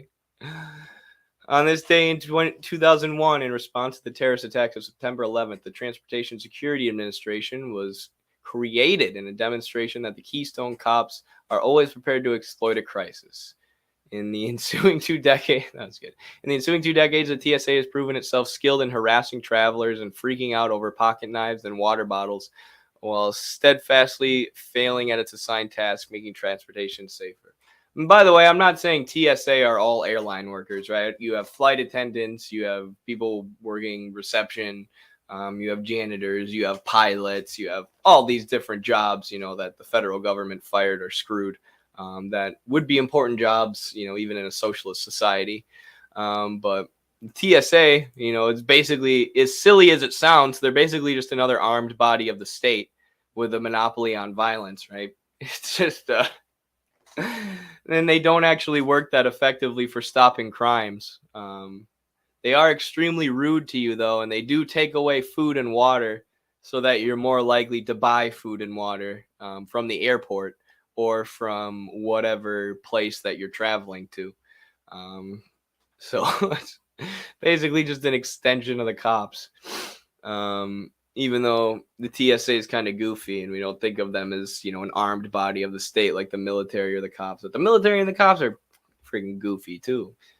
Anyways, in the morning of September 11th, 3,000 people were killed. The TSA launched with the passage of Aviation and Transportation and Security Act. Nationalized passenger screening previously had been the responsibility of the airlines. Yeah, so it basically created a new armed body of the state. It's the only kind of nationalization you don't want to see, huh? You should have just nationalized the whole airlines. Don't just add TSA. Terrorists are rarer than we think. True. Yeah. So interesting. And then, this is an interesting point too, that the TSA blog constantly reports weapons that they've confiscated from people like this. And that's just part of the security theater, right? As part of their marketing campaign. Look at all these weapons that we confiscated. These people would have got you, and it was really probably people like going to Canada for a hunting trip or something like that. They just took their gun away. He'll disarm the proles. I don't know how the hell we got into TSA, y'all, but I'm glad we did because, it needs to be discussed by someone. And if we don't do it, who will? Not real. Mises was the dumbest motherfucker alive. He was, dude. And like, if you're gonna do ECP, do like the Hayek version of ECP.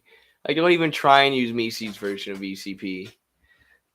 Mises talks about how one of his arguments is that there's no human in existence, despite all the studying that you could possibly do, that could understand every single industry and the inputs that go into every single industry and how to work it and how to run it. And so therefore we couldn't create any kind of plan, which, a few years later, there was an agency or a party, not a party. I don't even know what you would call it. It was an organization that proved him wrong. Using their brains and pencil and paper, they did plan out an entire economy. So, using cooperation, you can do this. Obviously, it's not just one person planning out the whole economy. So what is this argument even, Mises? Like, what are you talking about? But then, if you're reading Mises' argument in modern day, because it was written in the early 1900s, you're like, why not just use computers? Like, yeah, of course, there's a lot of stuff that the human mind can't do. That we can't calculate. That's why we have these insane computers, and that's what Paul Cockshott talks about a lot in his debunk of the ECP and in a lot of his books, like Towards a New Socialism. Like, this is literally how programming has evolved to allow, calculation and planning, and has made it much, much easier. And they actually just published another one. It wasn't Cockshott, but Cockshott, and we should republish this at Midwestern Marks. I'm going to tell Carlos that because we have the ability to republish Cockshott's work. He said we could republish anything we want. So, sorry, I'm writing that down to remind myself later. Republished Paul Cockshott. Which one's it called? Critique of Mises. I've alluded to as well. Quote, once computed, it is in everyone's interest to work. I'm sure we'll have to talk to this guy, Thomas Hardin or Thomas Hardin. I don't know how it's pronounced. To see if we can republish his work. Is but a I think video we should. Because the ECP is actually an argument that gets used a lot. And I've seen it actually trick people into not being socialists because they think economic planning is impossible. Because some guys in the early 1900s who think that the market is always the most efficient way to produce and distribute goods said that socialism could never work. But this is one of the best critiques of Mises I've ever seen. It engages with his arguments on their merits, says this is, a good point by Mises, because that's one of the things with the ECP. It's like if you look at the socialist debates, and the debates and conversations that were going on in the Communist Party of China or the USSR, Cuba, anywhere, during especially the early parts of socialist construction, there are a lot of debates about how do we plan the economy? How do we do this? How do we actually build socialism? how much top-down economic planning do we have? How many industries do we nationalize and have run by the government? How do we run them? Where do we focus our production and productive resources? Like, these are real questions that need to be asked, and questions that people like Paul Cockshott and Thomas Hardin here are engaging with in a really inspiring way, because there's not a lot of people who engage with those really, really important questions of socialist construction, and specifically, like, how do we go about doing this? How do we lay a plan for the future? But this is a really good video. But anyways, so sorry, I forgot where I was going with that point. There's a lot of debates about economic calculation and, the most efficient way to do it. So there are some good points brought up by the ECP, right? When they're trying to say that economic calculation is impossible, it'll never work. They do point to things that are real problems, not problems that are impossible to solve, not problems that mean we should give up on socialism, because it's still far, far, far superior to capitalism. But it does raise good points, and Hardin does a good job of saying, here's when Mises raises a good point. Here's our response to it. And it's usually an amazing, well thought out, well-researched response.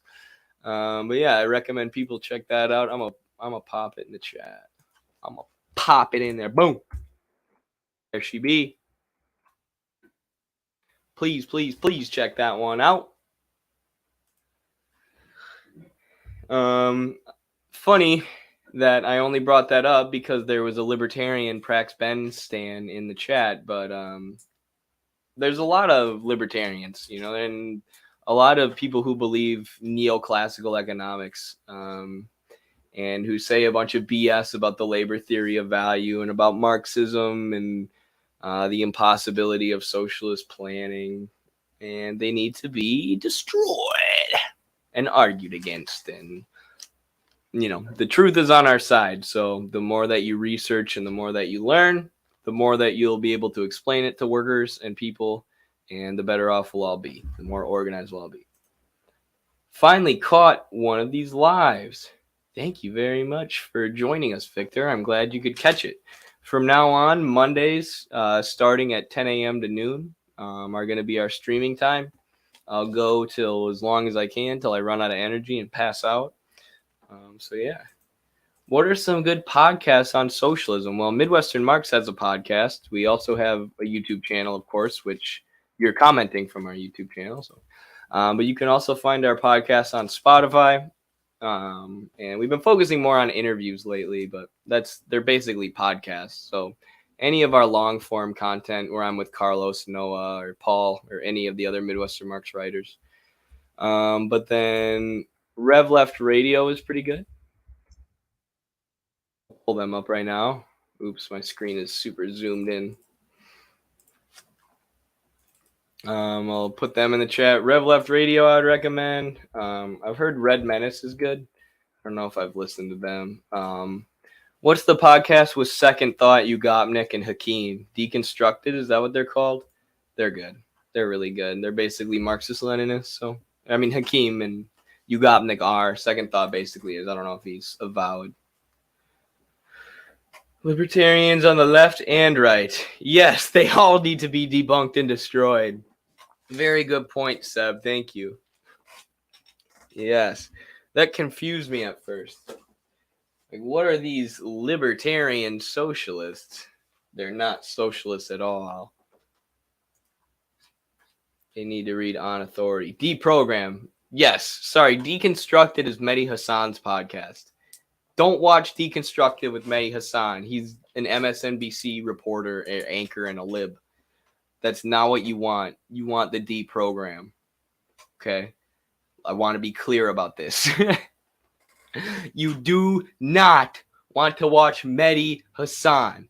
And if you do, you need to do it with a critical eye and say, a bunch of the stuff Mehdi Hassan just said is wrong, because it almost always will be. Red Nation is a good indigenous socialist one. Okay, nice. Check out Red Nation. Mehdi Hassan. Hassan's terrible, yeah. How do you know about Lib podcasts? Sus. Because I used to think Mehdi Hassan was a socialist like 6 years ago. And then as I started learning about socialism and he started becoming more of an MSNBC type grifter who only talks about Trump. I was like, ooh, this is crazy. Now I make a bunch of TikTok videos like, I can't believe I ever watched Mehdi Hassan. But he did one about how the US and Britain created Hamas. And I thought it was interesting and an interesting argument. Because the U.S. always uses and Israel always use Hamas, as the scapegoat. Oh, we had to bomb these Palestinian homes because Hamas attacked us with fireworks, so we had to attack them with drones. But I've read some responses to Mehdi Hassan's thing about Hamas, and I think it was wrong. I don't think the U.S. and Britain actually created it. I don't know. It's been a while since I looked into it. But I used to recommend that podcast to people, but not anymore.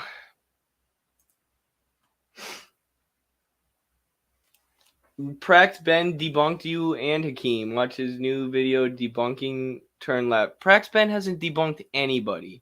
You know what Prax Ben does? And this is why he does so many response videos and why it's hard for people to always respond to him and why I ignore him a handful of times, like I'm going to right now. It's because he'll take whatever your argument is, and he's not actually interested in advocating for anything that'll make the world better, right? He just advocates for anarcho-capitalism, this made-up system in his head where capitalism all of a sudden works perfectly and there's no government.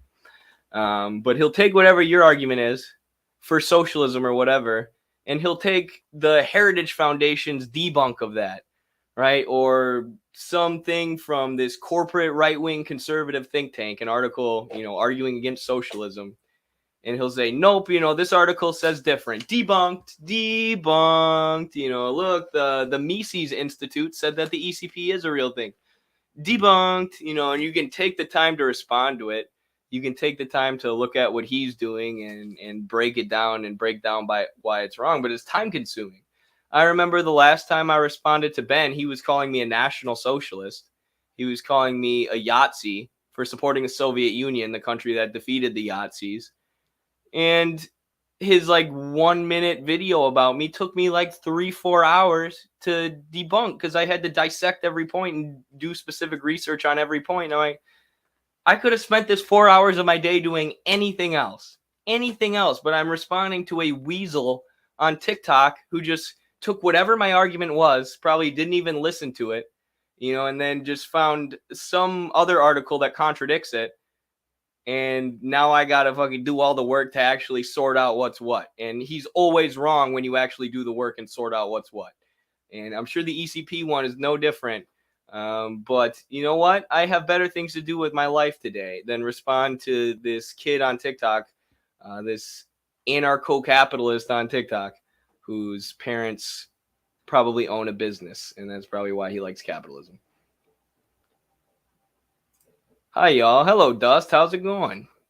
See, why would I talk to libertarians on TikTok whose parents own a business when I could talk to Dust James, a socialist organizer and truck driver, a true member of the proletariat, a true member of the working class, my real target audience? Because you know what? No matter what Prax Ben says, and it is good to debunk wrong arguments, but no matter what the libertarians say, if the workers get organized and engage in class struggle and struggle in their own interests, they can take power and we can have socialism and we can make people's lives better. And it doesn't matter how many libertarians there are on TikTok saying ECP, which is why I really don't care about them. I care about getting people like Dust James organized because the class struggle isn't subjective. There are subjective factors that have to be met for revolution, but the class struggle is objective.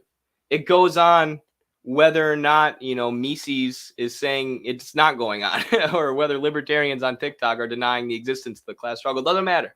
It's still going on, and, we'll still win it by organizing workers. Welcome back, Comrade Eddie. Thank you, Dust. Thank you very much. I'm glad to be back. I've been telling people Wednesday morning through noon is my new target time for streaming. So I'm going to try and stream. Prax Ben is a lol cow. He is. He is. People who take him seriously are being silly. He's not a serious person. He's not a serious academic. Like our debate with the Holodomor was the biggest example of that.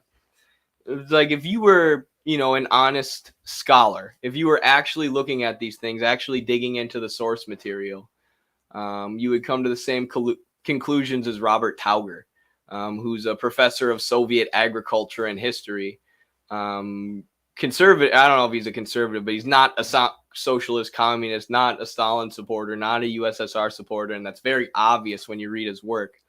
But he pointed out that the Holodomor didn't happen because Stalin ate all the grain with a giant spoon. It just didn't. That makes no sense. And so the only people who will argue that, the only people who will say that are people who aren't serious academics, people who won't actually dig into the source material. It's people who just take the propaganda at surface value and repeat it and parrot it. And that's exactly what Praxman does, right? He takes your argument. This is a libertarian anarcho-capitalist kid on TikTok. They'll take your argument, find, some surface level article or the headline of some article going against your argument from a right-wing think tank. Read that, and then you can go to the effort of debunking it and digging deep on it, or you can not. I tend to not. Well, that's not true. I do sometimes. Praxman got destroyed on turning leftist a while back. He just talks in circles. Yeah, he gets destroyed a lot, and then his fans will get mad, and they'll come in my chat and be like, he actually destroyed you. And then we all laugh at them. He actually destroyed Hakeem. No, he didn't. No, he didn't. I've seen his videos about Hakeem, and I've seen Hakeem's video. It's just annoying because it's like time consuming, and people on TikTok want me to respond to everything, and it's like there's only so much time and energy and thinking I can do in a day. At a certain point, you have to realize there's psyop. There's one guy, there's an anarchist on TikTok who's like a soccer coach, right? So he's like the anti-me. He's like into sports. And he's a coach, and he looks like he's, works out and stuff. And he's a communist, but then he's an anarchist, and he hates existing socialism and spends all his time attacking the USSR and Cuba and these people. I'm like, this is like literally some State Department created robot who's supposed to like counteract me on TikTok. Like, oh, we have this sports coach who's talking about communism. Let's create this fake communist sports coach who talks about why communism's evil while claiming to be a communist. I'm not saying they're actually psyops, but there are psyops out there. And more so than that, there are bots and there are algorithms. The algorithms are designed to push a certain kind of content. And, the bots don't even have to say stuff, right? They don't have to put information out there so much as they have to like a certain kind of tweet. So if all of a sudden everybody who tweets something about regime change in Cuba, in SOS Cuba, gets 1,000+ likes on their tweet, then they're going to keep doing it because it feels good. You get a dopamine rush, when people like your tweet, when people like the stuff you're putting out. I think I'm like immune to it at this point because we spend so much time on social media and online with the Midwestern Marx stuff, but I'm not immune to it actually. Of course not. It affects everyone. But, you can have a certain kind of content then that's promoted just by liking and supporting certain kinds of content, without bot accounts even having to say anything. So people are manipulated. I see, I don't spend much time on Twitter anymore, but I used to go on there a lot. And I would see people who I liked start drifting towards liberalism. They would just take more and more and more and more liberal takes. And they would get more and more and more popular, right? They're getting more likes and more followers as they got more liberal. And I'm not saying that's all bot accounts, but that's part of it, So people who are posting a lot online are going to be encouraged to post stuff that gets a lot of likes. And I was talking about that earlier on the stream with the Eddie Liger Smith account. I was having more liberal takes. Anytime I gave a tanky take, like supporting Cuba or something, I would couch it in a bunch of, oh, Cuba still has a million bajillion problems, and it's okay to be critical. and, you know, look at this and that, but keep in mind that they're maintaining their sovereignty. And everything I said tanky, I was like tiptoeing around just saying it. Like, no, support Cuba. Cuba's awesome. They're way better than capitalism. No, they're not perfect. Of course they have contradictions, but they're working on that. Our country's not even working on our contradictions. The corporations are just profiting off the contradictions. And I just would tiptoe around everything because I thought it would get more views. And yeah, we're trying to market to a lot of people. You know, you do want to keep in mind who your audience is and how to reach a lot of people and meet people where they're at, right? Not just beat people over the heads and call them stupid if they don't already know that Cuba's not an authoritarian dictatorship like the U.S. makes it out to be. They're a dictatorship of the proletariat. But yeah, the whole online sphere is very controlled and manipulated in that way. Uncritical support to Cuba. I love it. Yeah, it's a clever and subtle way to influence people. It is. It is. Let's go Cuba. Yes, let's go to Cuba. And shadow banning. Yeah, dude, our TikTok is shadow banned. I know it. I know it is. It's so sad. People and so everyone on TikTok always says, I'm shadow banned. I'm being shadow banned. And sometimes you hear people say it and you're like, you know, you just had a few videos that went viral and then now your content isn't very good, or like you're just not putting very much effort into your content anymore. I feel like that's why it's not going viral. But some people, it's like, oh, they're actually being shadow banned. And so I never, ever, ever said we were shadow banned because everybody claims to be. Everyone says they are. But now I think we actually are. I mean, everyone says it in our comments every time. You guys are being shadow banned. It's frustrating, you know, when you put a lot of work into a video and then you think it's really good and then TikTok will take it down right as it's getting some views, and then I have to appeal it and they put it up 4 days later, and then, you know, it's not getting put on people's FYP and stuff like this. I should show you all the amount of videos I've had taken down that TikTok has put back up so far. Let me see here. Because they'll eventually put it back up. But you claim you're a descendant of Israel. Say it's got community guideline violations, and then that stops it from like going viral. Right? That stops it from getting put on people's For You page and popping up on new people's pages because the video's down right away. And then when it gets put back up, it's, you know, kind of lost in the sauce there, lost at the bottom of my videos. But let's see. I don't know if I can find it on the PC version here. I just wanted to recommend a documentary to everyone, and then I'm going to go. I just wanted to recommend a documentary. Mark Ruffalo talking there. Let's see here. Okay, I don't believe I can find it on my computer, but I can find it on my phone and just show you straight up here. So again, they deleted our third account, the TikTok app, which is managed in the U.S. by former NATO operatives and national security agents. Just deleted one of our accounts. And this is how many, oh shoot, that's not what I want. This is how many videos they've taken down and then had to put back up because there was nothing wrong with them. But stopped them from going viral. Where is this? Now I can't find it all of a sudden. It must be the freaking... It must be the State Department spying on me. They're blocking me from being able to find it from TikTok.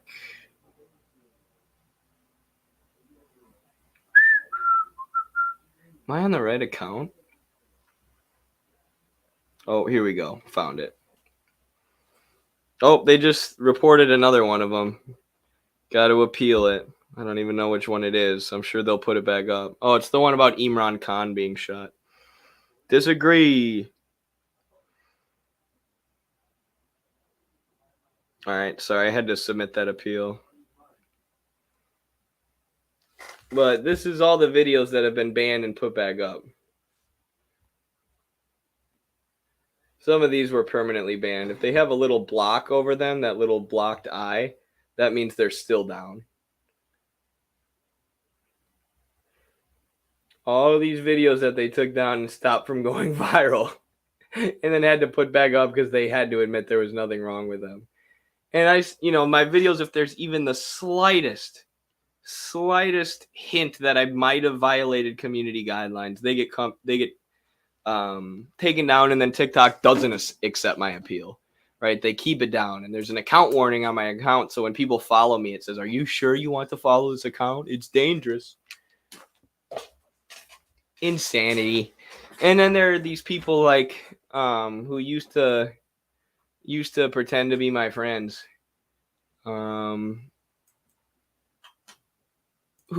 would like call me delusional for saying that, bot accounts or NATO bots or anything nefarious like that is the reason why we got banned. It's like they literally found a Discord server. There's tons of screenshots of the Discord server where the Ukrainian government's communication administrator, manager, whatever, I can't remember what his exact title was within the Ukrainian government, was organizing campaigns to send mass hatred and mass report anybody criticizing U.S. weapons being sent to Ukraine or the U.S. proxy war with Russia.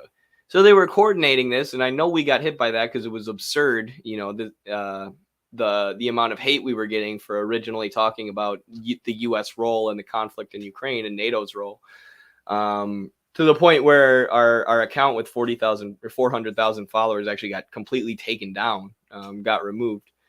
So there was that. There's proof of that. And then there's the fact that former national security agents and NATO operatives are managing TikTok's content, right? And this has been proven. This is reported by Alan McLeod of Mid-Press News, who has proof of, these employees who are openly, TikTok openly says that these are the people managing our content.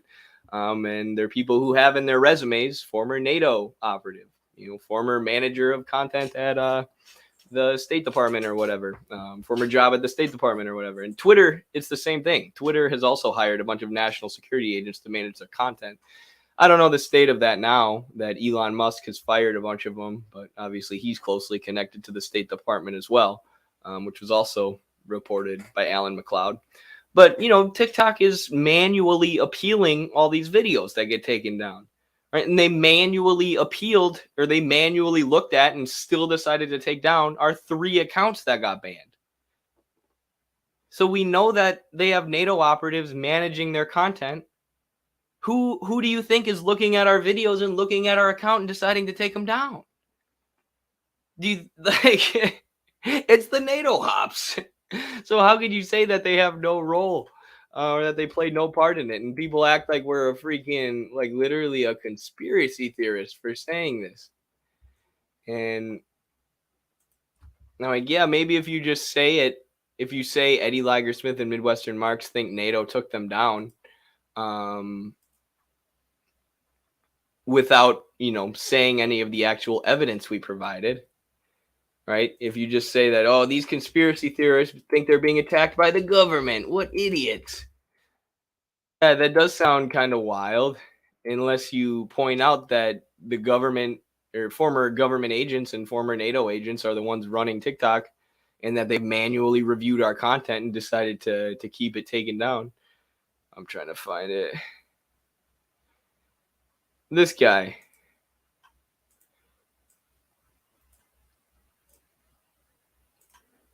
This dude used to pretend to be my friend all the time. Eddie Liger Smith thinks a combination of the Ukrainian government, NATO, and U.S. intelligence got him banned off TikTok. Some of the most pathological, self-aggrandizing behavior I've ever seen. This is some of the biggest and the best examples of gaslighting I've ever seen. Hey, I know there's an article proving, or not, yeah, I mean, I know there's proof that former NATO ops are working at TikTok and they manually reviewed your content and decided to take it down. That they admitted to that. And we know that there's proof of, basically troll farms or hate campaigns being coordinated to mass report people critical of the Ukrainian government, headed up by people directly attached working for the Ukrainian government. But let's ignore that, all that evidence, and just act like, Eddie's crazy for pointing this stuff out. Whoa, so pathological. And this dude used to pretend to be my friend, kind of, when I was on TikTok still. Fuck you, Harrison.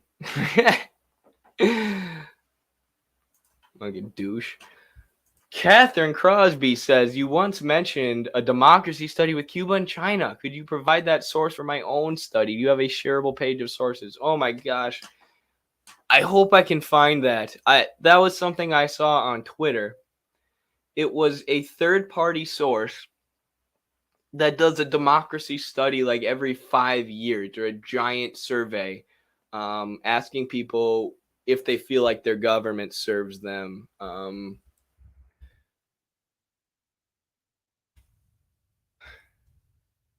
going to try and find it. I hope I can find it, because it's not it's not Pew Research, sorry. Oh, I found it on Twitter. Is this it? No, this is just a giant survey about trust.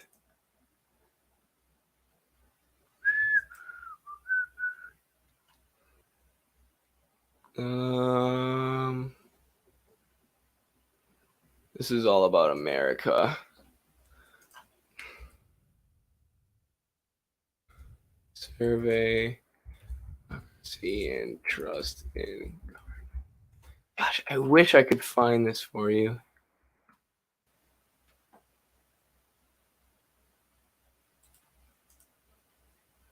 I'm sorry. It's a survey that's regularly done. So they also look at the change in how countries view their democracy. I mean, how different people view their country and whether or not it's a democracy. I mean, there's a lot of research about it out there. Gosh, I can't remember it. I'm sorry. I don't think I'm going to be able to find it here. It was like, I believe the front page had like a globe on it. Here's database. Key findings across the globe, democracy, citizens in countries. Satisfied.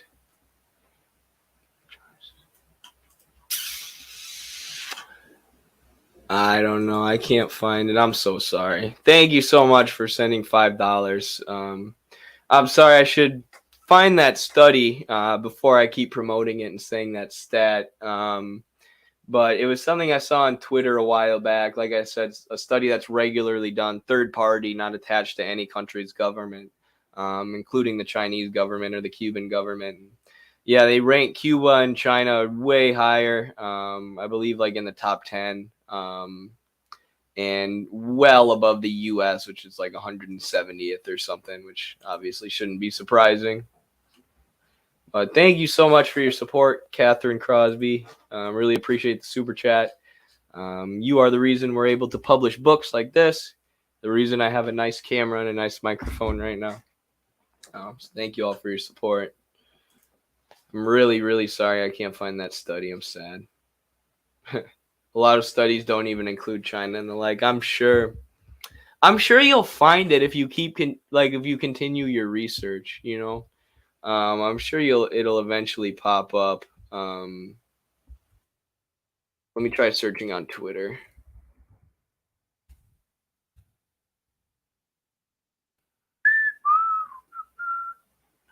Maybe it was the OECD.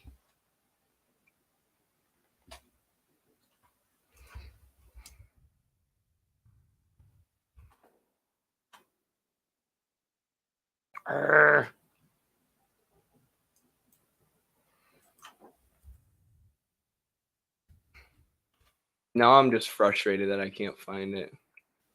I hate when that happens. I wish there was a page where I just bookmarked everything I ever read or found interesting. I've noticed that you've had a lot of guests come on lately.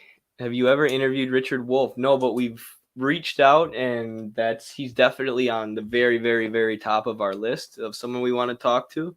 And yes, that's something we've been focusing on lately. That's mostly thanks to Carlos. He's been reaching out a lot more. I've been reaching out more too, but really he's been reaching out to the academics that we want to talk to that go on a lot of people's shows. He got the Vijay Prashad interview set up. So, yeah, I just think interviews, that was originally our intention with the YouTube, to have it just be a home for our interviews, in addition to our articles on the website, Midwestern Marks. But, you know, with the success of our TikTok and the fact that I just like streaming and creating video content, we've had the YouTube kind of take off more than we thought it would and put a lot of our focus there.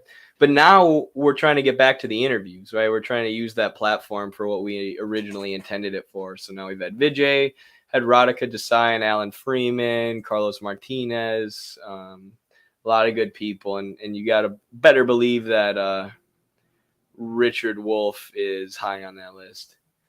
Princeton study, democracy in the U.S. is a total fraud. Yeah, I used to cite that study all the time.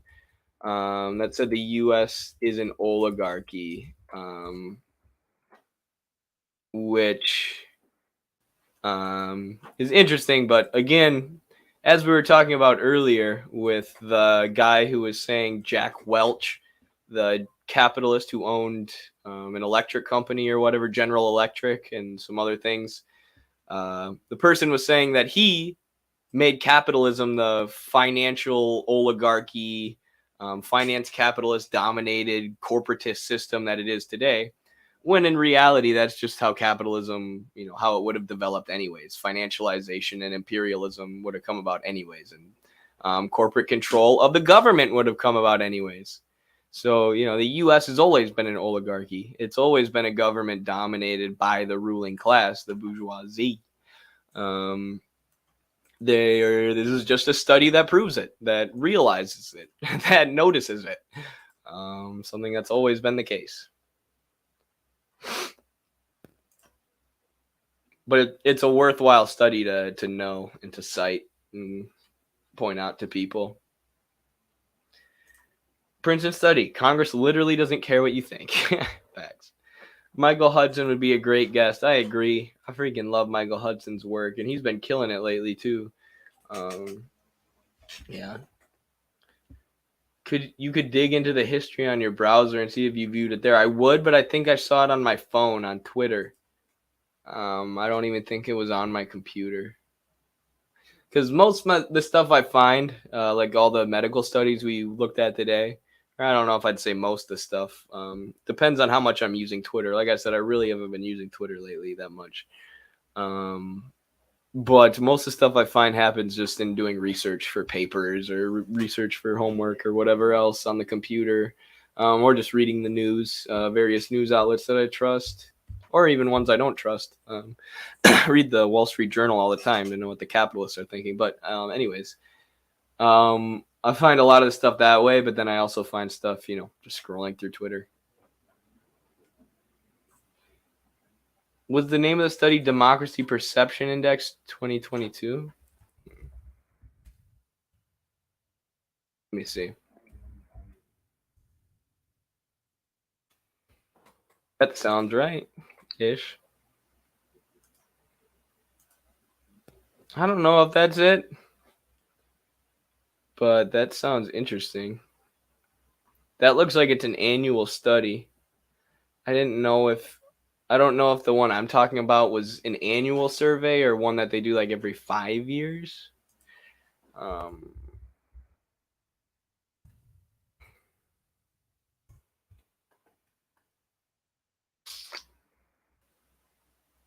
Maybe it is a democracy perception index.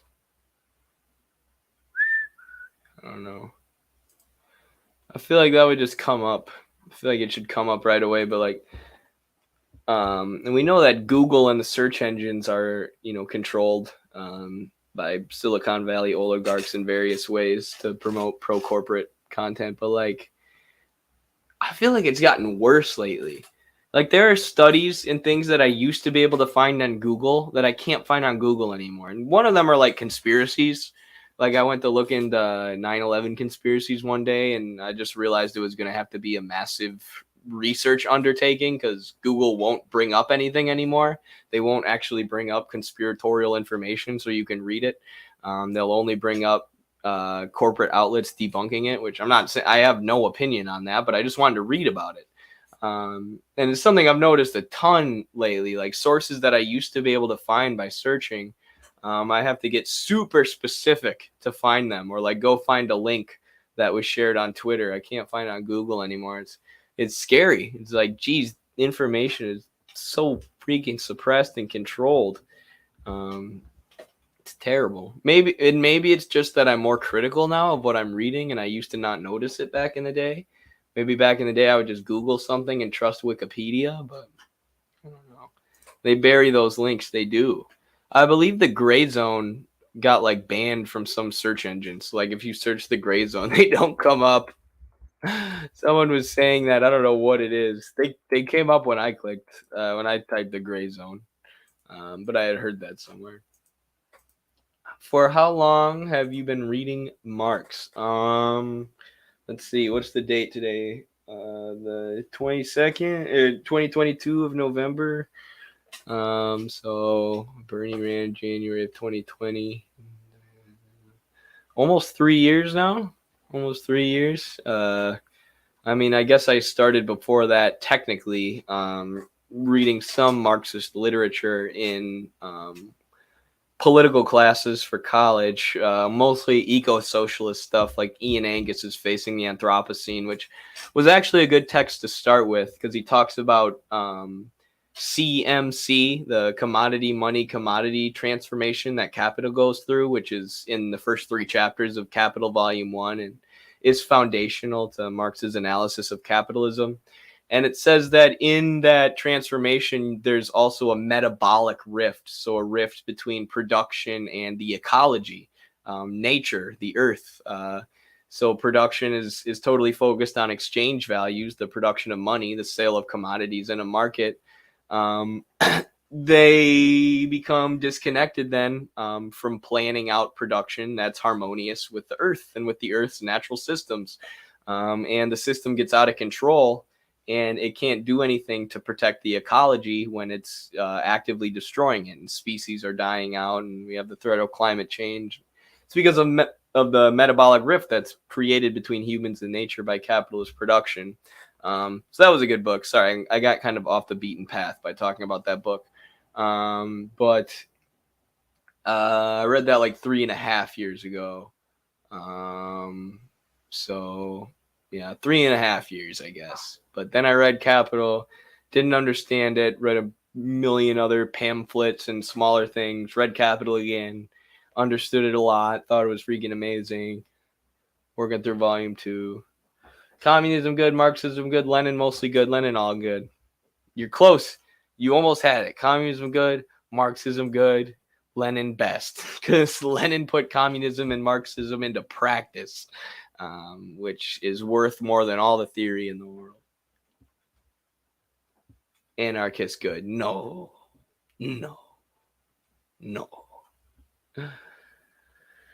I've had to look for it, but I've seen former Google techs and others talk about how Google is no longer reliable as a search engine because of corporate SEO. Interesting. Very interesting.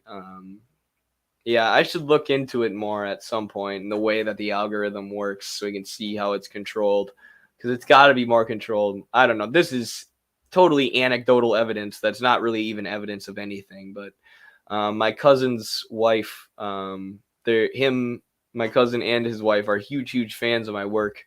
Even though we both come from originally the same conservative family, they hate capitalism. And they watch my work, and she works at Google. And she's paid well by Google. You know, that she's not in a terrible situation in life, but they just recognize that capitalism freaking sucks. It's a hellscape. It's not a hellscape. I mean, the system itself is, but life is still good if you can have your basic needs met. Just because of the indomitable force of the human spirit, of the human will. You'd be happy in anything. People say China's info is controlled like as if the West isn't controlled. Yeah, and they, not that China doesn't have issues with their media or information distribution. You know, it can always be better, but if the government owns a media outlet like Telesur in Venezuela, people will just dismiss anything that Telesur reports. So like, it's Venezuelan government propaganda. It's owned by the government. Why would you trust anything owned by the government? It's like, well, why would you trust anything owned by the private sector, owned by corporate shareholders? Like, you don't think they have a bias? You don't think they have an agenda? You don't think they influence what their outlet puts out? And like, if you look at Venezuela itself,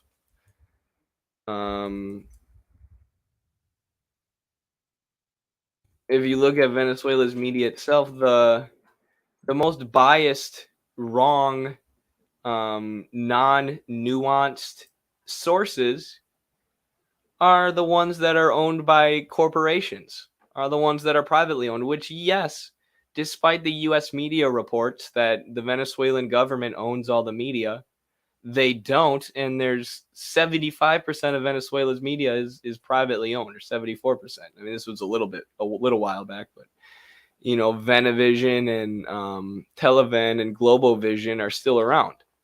And Telesur does way better reporting than them. Telesur is an amazing journalistic outlet. Just because it's owned by the Venezuelan government, there doesn't mean it's bad or all lies. There are a lot of great reporters like Abby Martin who are blackballed from the American media.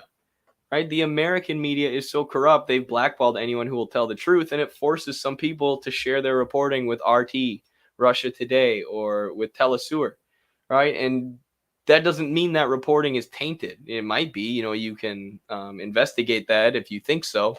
But there are still good reports that come out from those websites versus the U.S. media systematically prevents a certain kind of article from being published or from getting through, which is why there was this fair.org study that was carried out that found there's actually more diversity in Venezuela's media than in the U.S. corporate press, where every single corporate media outlet, every single mainstream media outlet has supported regime change in Venezuela for the last decade. So every single media outlet in this country supports our military and our government overthrowing another democratically elected government so that our oil companies can pillage their natural resources and siphon their people's wealth out of their country. But we're supposed to believe that we have to do this because their media is muzzled. Our media is all saying the exact same thing, and it's something that's horribly violent and insane and doesn't help any of the American working people. So how is that not propaganda? But people think it's only propaganda if it's an outlet owned by the government, right? That's what they think propaganda is: the government pushing for government things, the government owning a media outlet.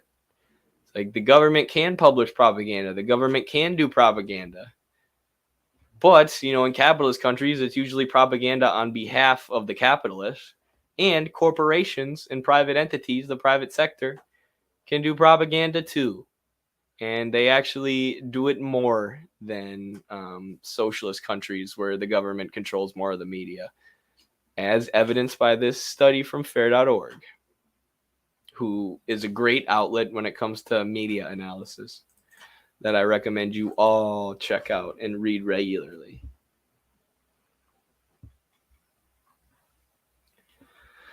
That's why Americans get their news filtered through corporate media on enemy countries. Definitely. And it's like, if there are people like in Iran who I listen to talking about Iran, or like outlets like Press TV, people they have on who are definitely biased, right? They're definitely biased, but everybody's biased. Right? The U.S. corporate media is just biased in favor of the imperialist corporations and the finance capitalists.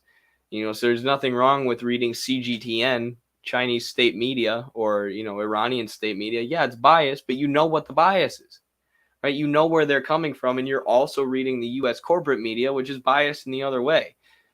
So by reading all of that, you can, somewhat decipher the truth then. But U.S. media claims to be unbiased. We're just objective. We're just telling you the facts. Such thing doesn't exist. You still have to select what facts you're going to show, and that selection process will be affected by bias. Hey, Eddie, did you know that some wealthy international libertarians are planning to build a private city in Honduras? Best regards from Germany. No way. No way. That's going to be so funny to watch. I'm going to go with a camera and record. I wonder what it'll look like. I wonder what it will look like. I wonder if they'll have like the libertarians will pay for like a social safety net, basically. Like make sure everybody's housed and has food. And they'll be like, you know, this is just the market at work. It's like, no, it's not. You're using your wealth to make sure that everybody has their basic needs met. But that is interesting. Thank you so much for the £5 or $5 symbols that you gave us.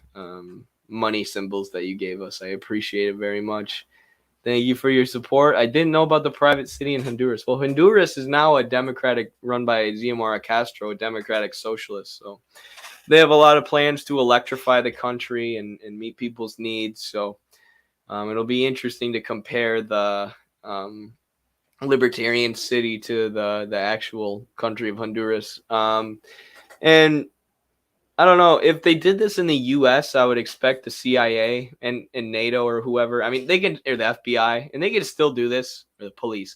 They could still do this in Honduras. Obviously, they can send the CIA to Honduras or the NED or whatever.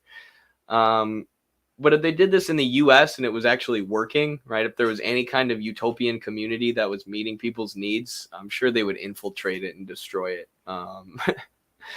But they've done that with a lot of communes in the U.S. in the past. But in Honduras, it'll be interesting. I don't know. It just depends on how they set it up, you know. Honduran Jonestown, yeah, that's what it's going to be. Have people read... speaking of which, this is the last thing I'll say today, and then I'm going to head out. But have people seen the conspiracy about Jonestown? This is also someone who used to pretend to be my friend on TikTok. And then when I got banned, started shitting on us for likes. This guy, Abolish ICE. Eddie Lager's promoting Jonestown conspiracy about MK Ultra. Sensing a pattern between reactionary communists and conspiracy crafting. So I guess I'm a reactionary communist.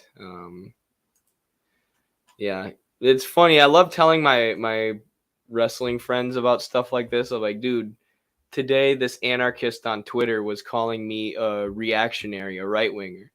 And they're like, what? You're like the most left-wing person I know. Aren't you a communist? I'm like, yeah. But they think I'm like a conservative. And it just doesn't, they can't even wrap their brains around it. It's pretty funny. But and one time I told that story and someone was like, quit bragging about being the most left-wing person you know. I'm like, how is that a brag? The fact that you even think being, you know, super far left is a brag or a flex shows issues with how you're thinking. But anyways, the Jonestown conspiracy that he's talking about is this really interesting piece written by John Judge called The Black Hole in Guyana, or of Guyana. And I've never said that I think this is true, right? I've never said that I, know for sure everything that he says about Jonestown is correct. I've just said this is a very well-researched and well-written piece, right? And I tend to lean towards thinking that this is the best theory of what Jonestown actually was. This is the most coherent theory about it. And, when you start looking into some of the things about Jonestown, they are very sketchy and they point towards what this guy's saying. That basically the spot where they went to in Guyana, once they moved Jonestown from California to Guyana to create this utopian communist community, John Judge says that was basically an extension of MK Ultra, the CIA's brainwashing project, where they attempted to basically brainwash a cult into doing free labor for the U.S. government or for multinational corporations. So the place where they moved Jonestown to in Guyana was on top of the largest and most lucrative mineral diamond mine. There were more minerals and expensive diamonds buried beneath that part of Guyana than anywhere else in Latin America. But they hadn't been able to get up there and mine it because it was protected and it was extremely dangerous to get there, right? It took like 6 hours to get to the middle of the jungle where all these minerals were. But, you had this Jonestown cult just set up camp on top of the minerals and had people live there, and they were working all day. And even if you go to, if you look at videos of Jonestown, mainstream accounts of Jonestown, the people are working all day. It looks like a work camp. So John Judge is saying that's basically what it was. They were holding people at gunpoint, and they were getting people who were mentally ill or struggling with various things to come into this cult. They would lure them in.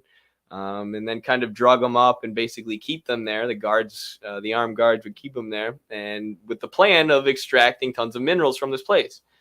But there was a politician who, one of his constituents, their daughter, had gone and joined the Jonestown cult and went to Guyana. So they were extremely worried about what their daughter was doing, and they began a letter writing campaign to the politician to get him to go check it out. See what was going on, see what was happening to their daughter at the Jonestown cult. And that's the politician who was killed in Guyana when he went to investigate, despite, the government and the CIA or the government and various agents of the government warning him against it, saying, don't go check this out. You don't want to do this. He went anyways. He was killed. And that's when you have the mass suicide happen and all the people die. And if you read the reports from the government in Guyana and the investigators in Guyana, they're like, the U.S. basically didn't let us in there. They did the autopsies in a very weird way. They slowly brought the bodies back to the U.S. The U.S. Special Forces and MI6, U.S. and British Special Forces were in Guyana that day. And I mean, then you start to think about it, like the idea that 500 people all together just drank Kool-Aid and killed themselves because Jim Jones told them to. Like, that doesn't make sense. That's like the comic book idea that Westerners have of socialism, that they were all just following Joseph Stalin around and they would have committed, mass suicide by drinking poisonous Kool-Aid if he commanded them to. And then, the fact that they were calling Jim Jones a communist preacher and calling Jonestown a communist cult, that's a perfect story if if your operation is going to get blown up or exposed by this politician going to investigate. A good story. Oh, they're all communists who were just following Jim Jones, so they committed mass suicide. So yeah, very interesting read. And shout out to the anarchist who called me a conspiracy theorist for telling people to go read an essay. and also calling me a reactionary. Oh, I accidentally sent it twice. Oh, it's interesting. All right, y'all. I'm out. Thank you very much for hanging out. Check out Carlos's new book, Marxism and the Dialectical Materialist Worldview. It's a great book. Collection of a lot of Marx's best writings, introduced by Carlos. Yeah, Wednesdays are the day. I'll start between 10 a.m. and noon. I'll go till I run out of energy, like I am now. And yeah, we'll discuss news, politics, and theory. I'll try and get there on the weekends too. And obviously we will continue our interviews and our conversations with me, Noah, Carlos, Paul, whoever else. I want to do some more things, like start having some of you on the show, like talk to you over Discord and let people call in or whatever. So a lot of that's coming in the future. I'll also try and stream over the weekend, but no promises there. But I promise to be here Wednesday. I'm going to put it on our Twitch schedule. I'm going to put it on my calendar, and I will see y'all next Wednesday at least. Much love. Thank you for hanging out, chat, and thank you to everyone who served as a moderator in the chat today.